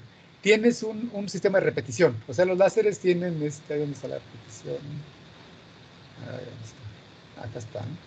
¿Dónde está? Bueno, tienes una repetición a 100 kHz, ¿no? Ahí está. Entonces está repitiendo. Entonces va a repetir, porque si no lo podrías medir. Eso es algo muy, muy interesante, ¿sí? No lo podrías medir. Entonces, como vuelves a repetir el fenómeno tantas veces, ahí es donde lo observas, ¿sí? Y ahí sí tienes tienes fotodiodos que tienen de respuesta rápida. Y tienes que tener un osciloscopio de respuesta rápida, efectivamente, ¿sí? Y estás midiendo precisamente 10.000 pulsos, exactamente. Sí, efectivamente es cierto lo que hiciste. No se podría. Entiendo, muchas gracias. Sí, de nada. Entonces, vamos acá entonces ahora. Entonces ahora lo que hicimos fue, ya tenemos un sistema bien bonito, podemos hacer un resumen ahorita rápido y ahorita vamos a ver algo más. Yo tengo, por ejemplo, ¿cuáles son los portadores de energía, ¿no? Pues tengo los metales, tengo los electrones, podría yo analizar eso, los átomos en los gases que adquirimos, en los cristales de los fonones, pues en la parte de cristalina, incluso ahorita en el óxido de vanadio, ¿no? Si quieren verlo así. Diversidad molecular, ahí se ven los líquidos, los huecos en los químicos-conductores, por ejemplo, en los semiconductores tipo P. Alguna vez hice un trabajo muy bonito con Jesús González Hernández, precisamente en antimonio y germano y teluro, donde demostramos que el transporte era por huecos. Y ese material precisamente ahorita es uno de los más importantes en lo que llaman topological insulators, que es uno de los temas que quiero abordar. Luego fotones, pues ya ven que la radiación térmica, bueno, y entonces hay más, ¿no? Hay polaritones, hay iones, hay plasmones y hay polarones. Bueno, hemos estado trabajando últimamente en polaritones y en iones, ¿no? En iones, en materiales precisamente que tienen iones libres para ver cómo es el transporte. En polaritones y plasmones estamos dando un rasguño con la parte de polaritones. Polarones, eso está más difícil y eso lo estamos haciendo con el Georgia Tech, pero eso también está incipiente, por eso no se quiero todavía platicar tanto, ¿no? No es que esté escondido, es que no está tan bien hecho, ¿no? Bueno, aquí la cuestión es lo que les platicaba hace rato, ¿no? Esta es la famosa ley de Moore, que no es realmente una ley, es una observación, ¿no? Que a medida que decrecen el tamaño de los circuitos, también aumenta su calentamiento, o sea, si no, pues pasan los años, los circuitos se decrecen, y esto genera una cantidad brutal de calor. Ya ha habido un montón de esfuerzo, hay gente que mete esos circuitos en líquidos para que se enfríen, hay gente que hace esto, que hace lo otro. Entonces ahorita hay un interés muy grande precisamente, por eso salió el asunto de lo que hice antes del óxido de vanadio, ¿no? Porque ustedes tenían una manera de disipar calor o no dejar que el calor pasara en alguna dirección, ¿no? Entonces eso es precisamente una capa de 100 nanómetros, la podemos poner allí y no permitir que el calor pase de una lado a otro. Pero aquí hay otra manera diferente. Este es un trabajo que hice con la gente, bueno, estos dos grupos, uno que está en Francia, en el CNR, bueno, estaba en el PRIPRIME, y la gente de Japón, del mismo CNR, y de la Universidad de Tokio. Ellos tienen un montón de experiencia. Esta es una cosa que es importante que se las diga y que el CONACYT también ojalá la aprecie alguna vez. No son trabajos que hacen las personas individualmente, o sea, son trabajos que se hacen, esta gente, por ejemplo, para hacer estas muestras, tiene publicaciones de hace 10 años, son muestras de óxido de silicio, son ultra delgadas, son muestras de menores a 200 nanómetros, ¿no? Y porque precisamente hay una predicción teórica del grupo de Poitier, el grupo teórico, de que dice que cuando las películas son muy delgadas, se va a observar un fenómeno que es un fenómeno polaritónico, precisamente es un fenómeno de superficie donde el calor se va a transportar de manera diferente. Entonces, la cuestión es esta: a medida que disminuye lo que platiqué hace rato del aire, a medida que disminuye el tamaño del sistema, se va empeorando la conductividad, ¿no? Y las cosas van empeorando para una cosa y mejorando para otra. Y entonces la predicción teórica también del mismo grupo de CNR de Poitier es que existen, se pueden generar polaritones tipo fonón en la superficie, y que esos polaritones van a transmitir el calor de manera increíble porque tiene una trayectoria libre media enorme, ¿no?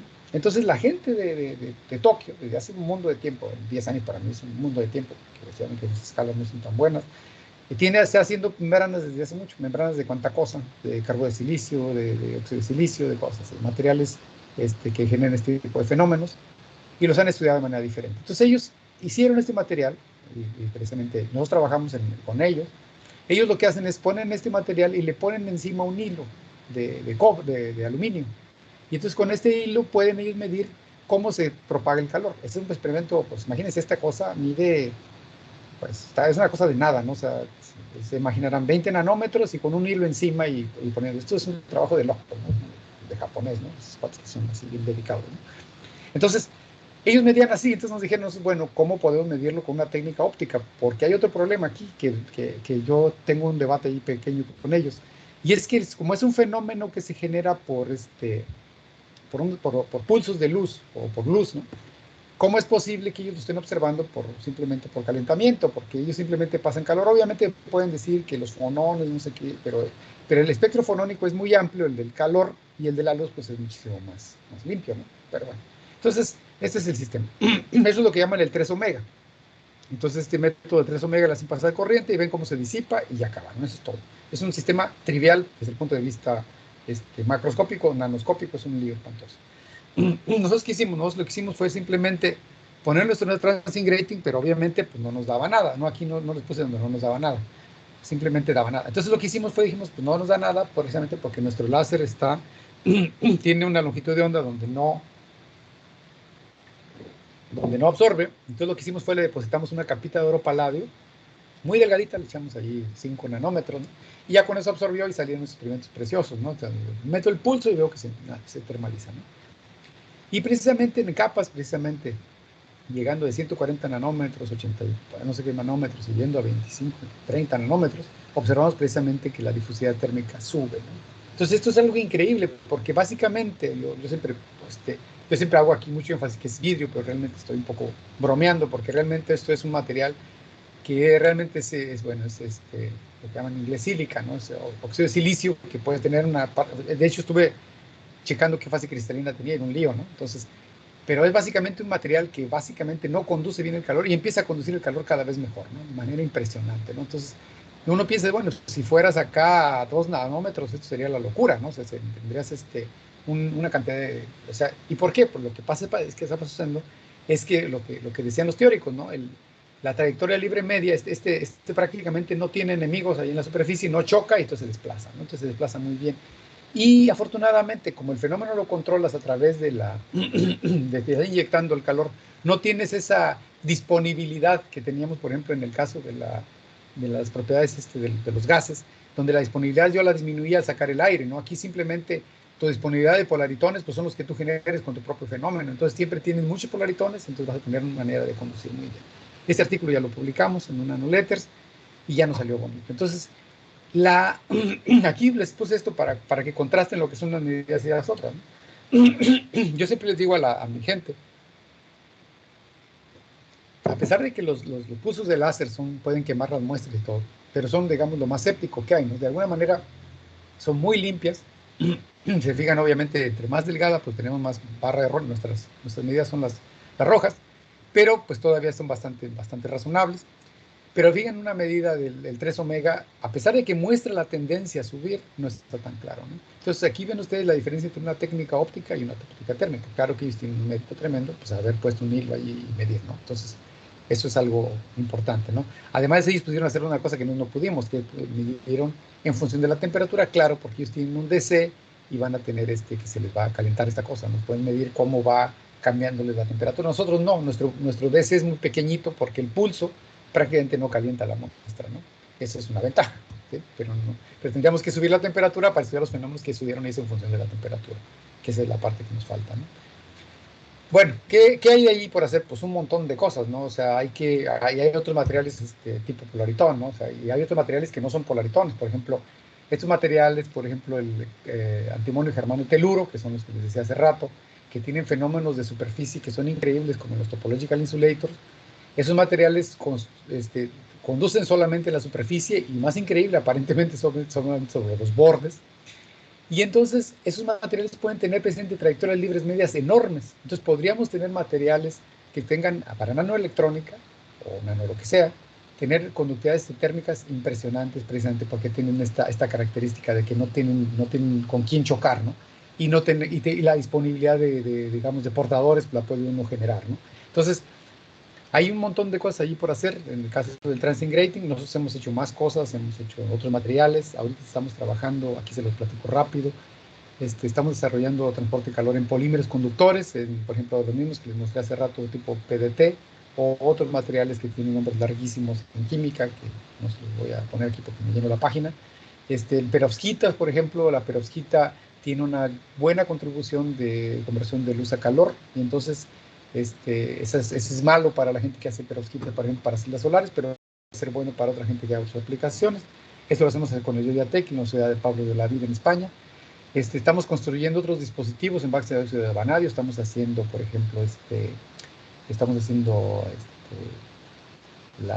llaman? Lo que llaman no lo escribí acá, bueno, no lo escribí, transistores. O sea, digamos, podemos poner como una rejilla en medio, una batería de rejilla y controlar el flujo. O, por ejemplo, lo que llaman un resistor, o sea, hacer lo mismo que hicimos, pero con modulado. Eso ya lo estamos construyendo, ¿no? Bueno, ahora que nos dejen entrar en forma, ¿no? Bueno, es lo que le estaba diciendo, ¿no? Por ejemplo, esto es lo que estamos haciendo con la Universidad de Poitiers y Tokio, ¿no?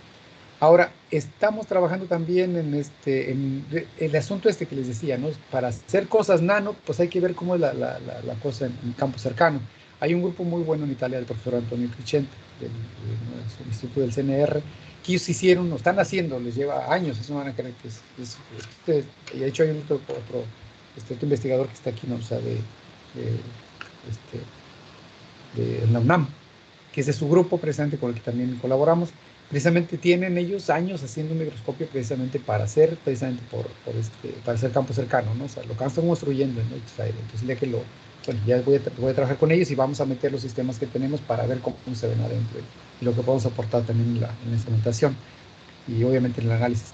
El transporte polarónico a alta temperatura, que es, por ejemplo, el carburo de silicio también lo presenta. El antimonio y germanio teluro presenta estas transiciones de amorfo a conductor. Eso es lo que alguna vez nos platicaba presidente Jesús González, que ellos hacían, por ejemplo, estos primeros CDs que hicieron, amorfizaban con un láser y el segundo láser lo hacían cristalino. Esos son exactamente los materiales de cambio de fase. Yo lo puedo amorfizar, hago que conduzca el calor, por ejemplo, mal, lo puedo cristalizar que conduzca el calor bien, entonces ya puedo hacer dispositivos de transporte, ¿no? Bueno, los materiales topológicos les platicaba, el mismo antimonio germano teluro, pero llevarlo a la condición donde solamente conduzca precisamente tipo de estos materiales topológicos, ¿no? Son fenómenos que pues ya son de mucha vanguardia, ¿no? Nada más, como metodología general, usted me puede preguntar, bueno, ¿Cómo hacen tantas cosas? Bueno, lo que hacemos presentes es un análisis teórico de materiales y procesos. Aquí no sé por qué voy a escribir esto. Bueno, análisis experimental también de lo mismo. Hacemos desarrollo de la instrumentación y la vamos modificando de acuerdo a lo que vamos necesitando, ¿no? He tenido colaboraciones con estos grupos y otros más, ¿sí? Y obviamente, bueno, ahí están mis datos, se va a quedar por ahí, me imagino que guardado en la página, bueno, hay guardado grabado. Y obviamente este trabajo no lo hice solo, lo hice con un montón de gente. Aquí hay gente que ya son investigadores de mucho renombre, ¿no? En particular, por ejemplo, José Ordóñez, este investigador que está en el CNR, ahorita está en Tokio, y ha hecho cosas increíbles, ¿no? En la parte teórica. Pablo también ha hecho experimentos muy buenos. Lo mismo, estos muchachos han construido cosas increíbles. José Bantes es mi auxiliar. Y todos ellos acá son estudiantes, y bueno, ya no son estudiantes, todos son investigadores. Por ejemplo, Alejandro fue el que trabajó en el MIT con el sistema de Transient Grating de Kip Nelson, que es el que nos pasó los secretos de cómo hacer las técnicas. Bueno, les platico los demás. Fernando Cervantes también sigue trabajando conmigo en cosas incluso de materiales más grandes. Nelson está en Alemania. Este hombre es muy bien en la instrumentación. Cari trabaja en la UADY. Él está en Corning. Él es muy bueno en esta parte de instrumentación. Él está en Francia haciendo un postdoc. Adrián está haciendo su doctorado. Lorena lo terminó el año pasado. Se regresó a Colombia. Él también es colombiano. También le trabajó con óxido de vanadio. Dianel es su doctorado. Ese es más bio, en cosas presentes de materiales magnéticos. Y estos muchachos de acá abajo están haciendo su doctorado ahora, ¿no? La que hace los cálculos de estas películas ultradelgadas con técnicas de resonadores Mareni y experimentos también. Él está trabajando haciendo el resonador. El muchacho está haciendo cálculos presente para las propiedades efectivas de materiales compuestos. Este otro muchacho está haciendo las cosas, los cálculos para el Transient Grating, va a trabajar con esa técnica, y ella nos desarrolla materiales precisamente para plasmónica, ¿no? Ese es más o menos. Si alguien se me olvidó, pues una disculpa de entrada, ojalá no me estén oyendo. Y eso es básicamente todo, ¿no? Lo que les quería platicar. Espero que me pregunten. Muchas gracias, Juan José. Muchas gracias por tu charla. Sí. Bueno, entonces, gracias a todos que siguen aquí. Pasamos a la sección de preguntas y respuestas. Si quieren hacer una pregunta, pueden usar la función de levantar la mano y ya yo les hago la palabra. Sí, Gutiérrez, adelante.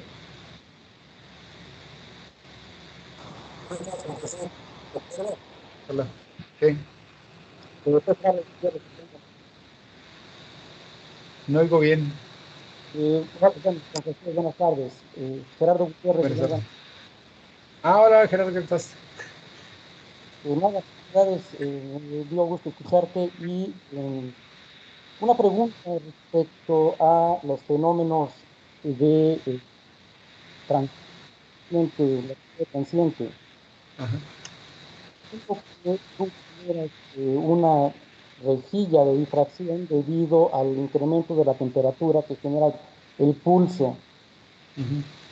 Entonces, después analizas la rejilla de difracción. ¿Cómo puedes obtener información de los efectos nanométricos que tienes ahí a partir de esa rejilla? Bueno, realmente es básicamente, bueno, realmente yo no barro el láser, porque lo primero que tendría que hacer es barrer el láser entre los diferentes picos, ¿no?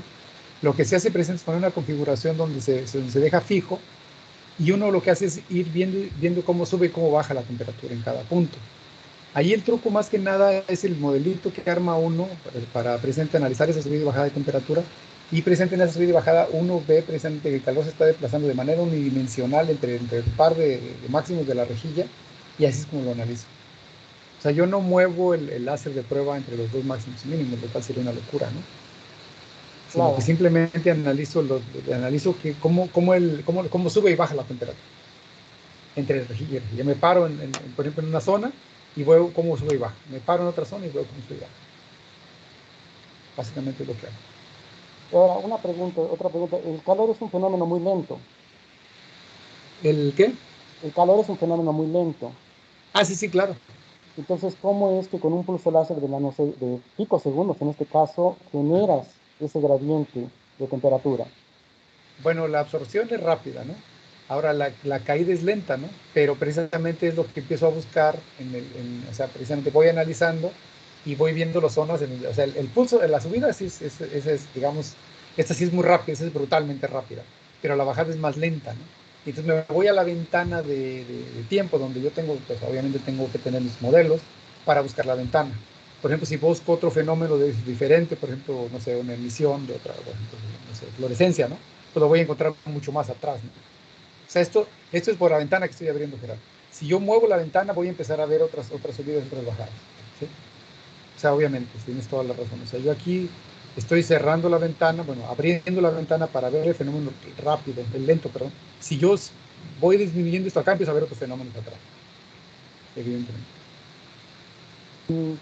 Está bien, o sea, tiene razón, esto es para otra plática completita, Sí. para a nosotros. Sí, claro. Sí. Porque el problema que yo tengo aquí es cómo medir esta temperatura en un fenómeno tan rápido. Claro.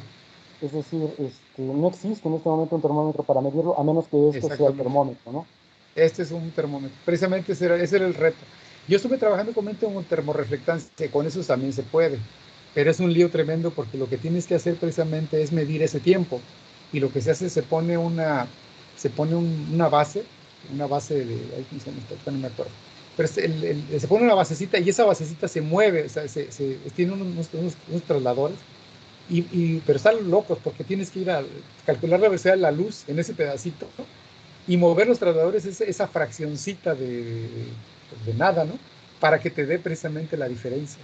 Eso es lo que hace la termorreflectancia, lo que tú me estás diciendo. O sea, tú mueves así una nadería y precisamente vas y buscas precisamente el máximo de esta cosa y vas y te mueves un poquitito afuera y con ese movimiento de ese traslador vas y buscas cuánto es. Es increíble el sistema de termorreflectancia, precisamente por eso. Nada más que es un lío precisamente porque tienes que medir esos tiempos muy cortos. Lo que tú necesitas es como un sistema de termorreflectancia precisamente. Sí, está bien. Bueno, gracias, te agradezco mucho. Mucho gusto. Gracias, Gerardo, por tu pregunta. Bueno, tus preguntas, bueno, no veo por ahora preguntas, así que voy a hacer yo una. Bueno, ya vi otra de José Luis Jiménez. Adelante.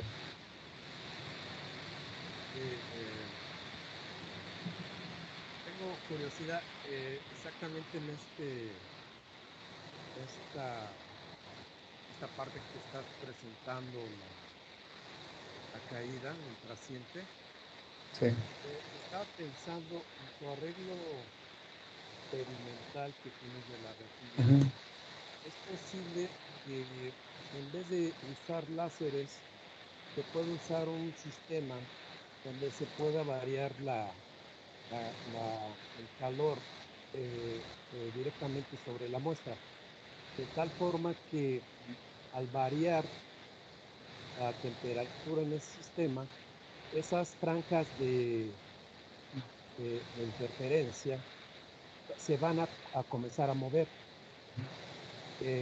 Eso hay en una parte de ahí que se puede conocer la variación del índice de refracción con respecto a la temperatura, que inclusive hay una relación ahí en lente térmica donde es el teta tiene que ver con la absorción, con la potencia del láser, y tiene un DN y el DT. Inclusive está también relacionada con la conductividad térmica. Entonces, si ahí se pudiera, bueno, hay una relación donde ese corrimiento de franjas se puede conocer el número de franjas y se puede conocer el DN en DT para poder conocer la conductividad térmica. Yo creo que por ahí también podría salir un buen experimento, ¿no? Sí, se ve muy interesante eso que me dice, porque nosotros nunca nos ponemos a ver eso. O sea, nosotros lo que hacemos es precisamente nos fijamos solamente en la parte térmica. O sea, nunca nos andamos fijando en la parte óptica. Siempre suponemos de entrada, tú sabes cómo es eso, ¿no? Que el sistema es opaco, ya nos estás enchinchando, y entonces ya con eso ya nos quitamos toda la parte óptica, ¿no? Pero la verdad es que, por ejemplo, en el experimento que les mostré acá del polaritónico, ese fue el problema que tuvimos, ¿no? Pues ahora cuando yo le puse el oro paladio, pues ya me quité la parte óptica y entonces ya pude medir el proceso, ¿no? Pero seguramente si yo hago más delgada la capa esa de oro paladio, pues voy a empezar a ver fenómenos de interferencia, bueno, del índice de refracción. Claro que sí. Sí, sí, sí se puede Está muy conocer. bonito. Sí, Está muy esa bonito. parte de ahí interesante. Está muy bonito. Otra parte que también estaba, que se me hizo muy importante, es cuando usas las presiones y te da variación de presiones y te da una curva así que un pico valle y después sube y da una constante, ¿no? Sí. No, de varía, sí, es otra que tienes por ahí. ¿Cuál será? Porque estas eran las que hice de eso, ¿no? O sea, aquí tengo justamente, estas son cuando barro en longitud, ¿no? Sí, sí, hay una donde va bajando, hace un pico valle y después sube para arriba. ¿Cuál será? Sube y después se mantiene constante. ¿Una de estas? O estas. Porque estas son menos canicas, ¿no? Esto ya es pura cinética de los gases, ¿no? No, creo que hay más o menos una como estas, una de esas como las que tienen esa, como que esta que la primera que tienes, muy parecida a esa que viene, hace un pico valle al inicio y después sube, va subiendo y va constante.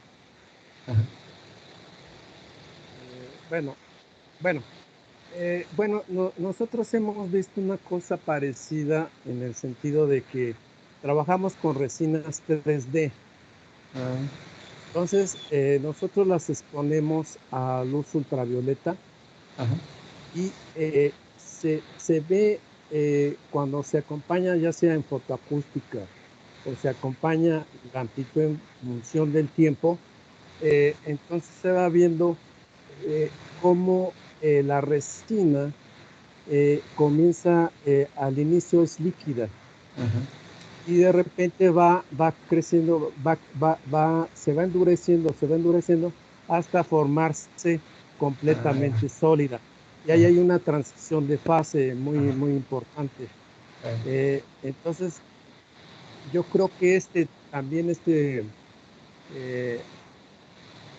esta parte que estabas observando con respecto a esa transición de líquido a sólido, también sería muy útil para este tipo de transiciones de fase de la resina. O sea, sería como acá, ¿no? Sería como esta, ¿no? Como estas, ¿no? Por ejemplo, estas, ¿no? Sí, ándale, más o menos eso. Exacto, serían como estas que son transiciones de fase, ¿no? Sí, donde ahí sí es un proceso dinámico, ¿no? Ahí ya no la temperatura, pues sí tiene una expresión, pero ahí tenemos que agregar otros términos, ¿no? De la cinética del proceso, ¿no? Y la temperatura, de hecho, se mide punto a punto, ¿no? Se estabiliza la temperatura y se estabiliza la temperatura y eso son de loco, ¿no? De hecho, por ejemplo, aquí estaba leyendo ayer el artículo de que está aquí, y dice que hicimos cada medida, de las gráficas estas, 100 veces cada medida, pobre estudiante de doctorado, ¿no? Dice que 100 veces cada punto, de los que salieron bien, ¿eh? Porque otras que no salían bien es terrible, ¿no? Pues son miles, ¿no? Entonces, como hacemos curado de resinas, pues se me hizo muy interesante esta parte que habla sobre la... Sí, se debe ver muy bonito el curado. La metes al resonador y empiezas a ver cómo se cura y se va a ver muy, muy bonito. Sí, cuando haces, por ejemplo, fotoacústica, vas en función del tiempo, la amplitud en función del tiempo, vas viendo cómo la capa de crecimiento. Esta exactamente. Esa sí lo vas a ver. Sí. Entonces se van creciendo capas, porque esas capas se van volviendo sólidas, pero a medida que hay una de líquido a sólido, se van formando capas y capas hasta llegar a una constante, o sea que significa que el tiempo tau es el tiempo de curado donde ya pues la pendiente ya cambia, ¿no?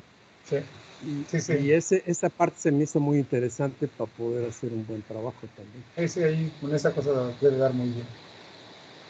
Ahora, otra parte también que podría preguntarte es en el sentido de que, por ejemplo, cuando trabajas con nanopartículas tipo óxido de fierro, este tipo de Sí. partículas, generalmente esas, lo hemos visto nosotros, que cuando trabajas con el resonador, este resonador térmico, cavidad resonante, se precipitan las nanopartículas. Sí. Entonces lo que estás midiendo son aglomerados de las nanopartículas. Sí. Y no estás viendo en realidad la dispersión de las nanopartículas en un líquido. Sí.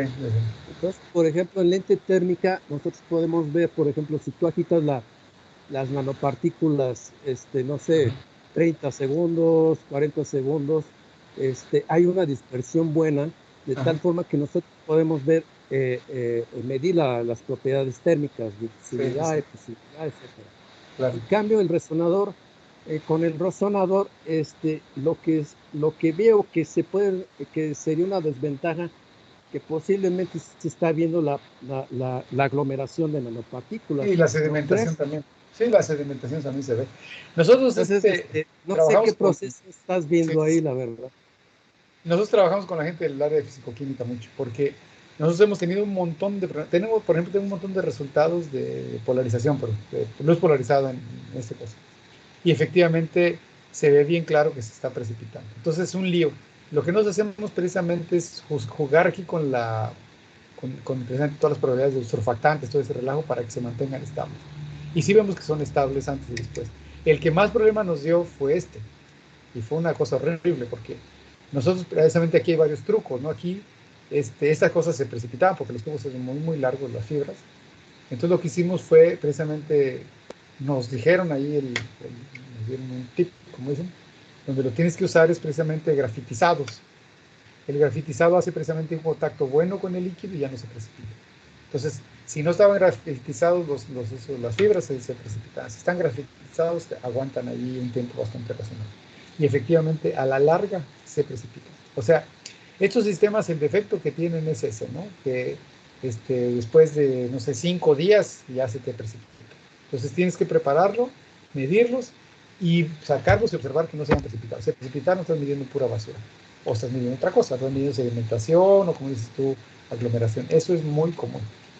Pero sí hemos cuidado que no nos pase. Ya nos peleamos mucho con eso. Efectivamente. Sí. Efectivamente. Y bueno, sí, pero, otra pregunta sería la cuestión de cuando miden, creo que también las propiedades térmicas de las películas de óxido de silicio. Dices que usan una laminita de cobre para poder medir las propiedades térmicas, ¿no? para el óxido de vanadio. El del hilo que hablabas de un hilo de CO2. Ah, ya, no, pero eso no lo hice yo, eso lo hicieron los japoneses. Ah, ok. Acá está, ¿no? O sea, lo que hacen es poner el óxido de silicio, que es una cosita ahí de nada, y le pusieron un hilo encima de eso por esas técnicas de depósito ahí bien de alta sofisticación, ¿no? Entonces le pusieron un hilo encima y le pusieron una corriente y nomás ven cuánto disipa y ya con eso midieron en vacío, obviamente. Ah, okay. Eso es un sistema bien loco, ¿no? O sea, es una corriente alterna. Pero ese sistema no se puede hacer con deflexión fototérmica o efecto Mirage. Yo creo que sí. De hecho, Chertok, ¿no? Tiene un trabajo donde lo que hace es lo hace con 3 omega, pero con piroeléctrico, ¿no? O sea, el 3 omega original es ¿no? Así con esto. De hecho, por ejemplo, Cahill también lo hace con la termoresistancia, ¿no? Lo tratan de mezclar porque la ventaja del 3 omega es que tú vas y excitas y entonces tú vas sobre el armónico del 3 omega ese y entonces se queda una medida muy bonita, ¿no? Porque todos los primeros armónicos están sucios, es un relajo. Entonces te vas sobre el armónico que está limpio y sobre ese trabajas. Entonces, el 3 omega original es este, pero hay gente que le ha metido, por ejemplo, Chekhov en el caso de la piroeléctrica, y Caji lo hace con la termorresultancia, ¿no? Hacer un sistema parecido, la Caji deposita un material, por ejemplo, tienes un material, por ejemplo, con óxido de vanadio, y le deposita encima una capa de, por ejemplo, igual que no es oro paladio, pero él le mete corriente, ¿sí? O hace que caliente, por ejemplo, le puedes meter corriente o lo puedes hacer, usas de calentador uno de ellos. Y entonces ya hace el 3 omega. Pero es un Es libro. como el tipo alambre caliente, ¿no? Sí, es como el Photowiser. Exacto. Ah, ok. Sí. Ok, muchas gracias, Juan José. Andrés José Luis. Un gusto. Gracias, Muy bien. Gracias, José Luis. Bueno, mi pregunta era también relacionada con este sistema. O sea, digamos, la predicción que les hizo estudiar este sistema era que la conductividad iba a crecer a partir de los 200 nanómetros, y bueno, y sí vieron que para abajo, ¿no? Sí. Exacto. Sí. Pero bueno, me pregunto si también midieron si 200 es el número correcto en la transición. No, si te fijas acá, nosotros estamos a 140, todavía, prácticamente 140 tenemos, de hecho aquí dice abajito, tenemos todavía la del óxido de silicio normal. Aquí empieza a observarse el fenómeno aquí. Aquí hay una cosa muy importante, aquí qué bueno que estás tocando ese tema, no lo había mencionado. Nosotros estamos por encima o sea, el resultado teórico está por acá abajo, ¿sí? Bueno, eso de por encima, con esta barra de error no puedo decir nada, pero bueno, se supone que estamos por arriba de un poquito de nuestra media, pues. Entonces, lo que dice la gente, lo que dicen estos cuates, que quieren precisamente ver el efecto el plasmónico, ¿no? O sea, como que no estamos infundiendo y generando un efecto plasmónico, o sea, las medidas no se parecen pues tanto, ¿no? O sea, dicen, pues, está muy diferente, ¿no? Y ellos en la medida de 1 por aquí, ese es el resultado teórico esperado. Nos tenemos un resultado más grande, claro, que con la barra de error pensada, ¿no? Pero entonces, lo que se conjeturó, los teóricos están haciendo los modelos para que el efecto plasmónico se acople con el efecto polaritónico y entonces crezca aún más el efecto. Efectivamente. Pero, por ejemplo, puedo entender aquí de tus mediciones entonces que a más arriba de 150 seguiría en 1, digamos. Sí, ese es simplemente es el óxido de silicio normal. No hay ninguna diferencia. Pero entonces, digamos, lo que tú tuviste es que empieza a crecer en 140, 200. Sí. Y es poquito más acá abajo. Por aquí, ¿no? Abajo de como a 70 nanómetros. Está bien. Bueno, eso, digamos, me Muy llama la atención que, bueno, el número 200 al final ya no fue tan solo... son conjeturas de los teóricos, ¿no? Entonces, precisamente por eso empezaron a hacer muestras que son así delgadas y autosustentadas. Aquí el truco es hacer una membrana ultradelgada.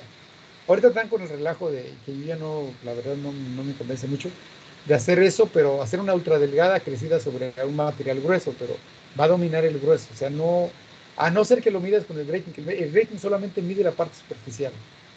Precisamente por eso es que me están esperando, porque ellos quieren medir la capa ultradelgada. Pero lo que pasa es que ellos miden un bulk, o sea, ellos miden las dos dimensiones, no pueden quitárselo. Nosotros no tenemos el bulk, solamente tenemos la parte superficial. Ese es el truco. Claro, obviamente el bulk tiene que influir, no hay manera de que no haya disipación hacia abajo. Bueno, muchas gracias, Juan José. Sí. Si me permites, hay otra pregunta más, una última pregunta de Alfredo Sorea. Adelante. Muy bien. Buenas tardes. Hola, Alfredo, ¿qué dice? Para saludarte, Juan. Muy bien, Alfredo, hace rato que no nos vemos. Bueno, te felicito porque esta cavidad resonante de ondas térmicas, que parecía muy sencilla, pues has tenido bastantes aplicaciones muy exitosas. Y en una de ellas, bueno, yo he trabajado con ella, pero solo en líquidos. Veo que en la parte de gases, por ejemplo, que has estado trabajando, tienes recorridos de la cavidad hasta de 12 milímetros. Ajá, sí. La intensidad de tu láser es muy potente, porque normalmente en líquidos estamos hablando de 1 milímetro, 2, cuando mucho. Sí. Sí, como que se cortó. ¿Es un láser súper potente? No, es un watt. Lo que pasa es que el truco está en que, es una paradoja. Para mí fue una cosa ridícula. O sea, es mucho mejor el aire que el líquido para transmitir, bueno, para difundir el calor. O sea, la difusividad térmica, como tú sabes, del aire es enorme, ¿no? Es la quinta parte del silicio, ¿no?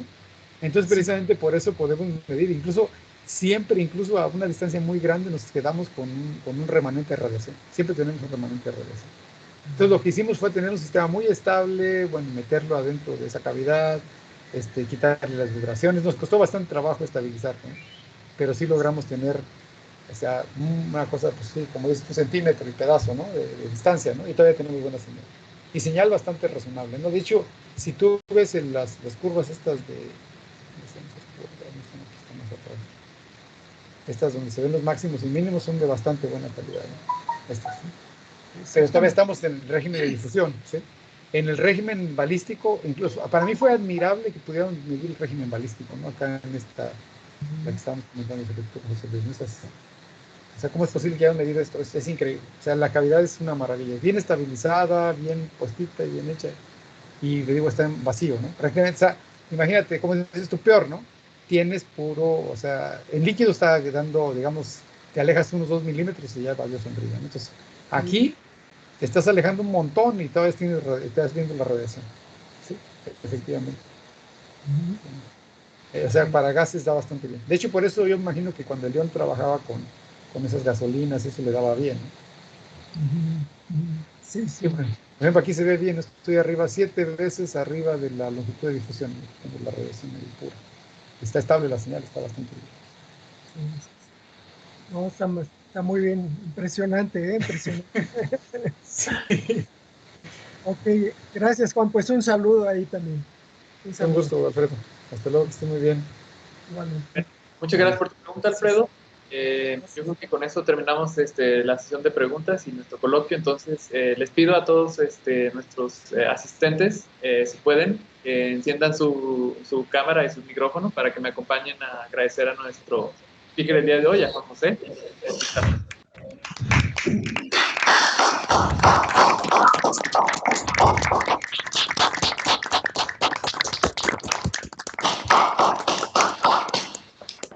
Gracias, Juan José. Gracias a todos los asistentes. Vemos que entra. Todavía no les he enviado el porque todavía no lo tengo. Bloqueé de correo al sticker, entonces apenas te recordé el día de hoy. Entonces, bueno, ahí disculpa, pero cuando lo tenga, envío un resumen de las páginas. No te preocupes. Gracias a todos. Gracias, Juan José. Muchas gracias. Hasta luego. Hasta luego, Esther. Que vaya muy bien. Hasta luego. Hasta luego. Una pregunta, David. Dime. Hay gente que yo invité de la unidad de UPITA. Me gustaría saber si se les puede dar algún certificado de participación.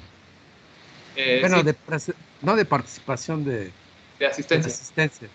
Sí, diles que me manden un correo, que es bueno, sé que les piden los certificados siempre, cuando me han solicitado certificados. Entonces diles que me manden un correo a mí.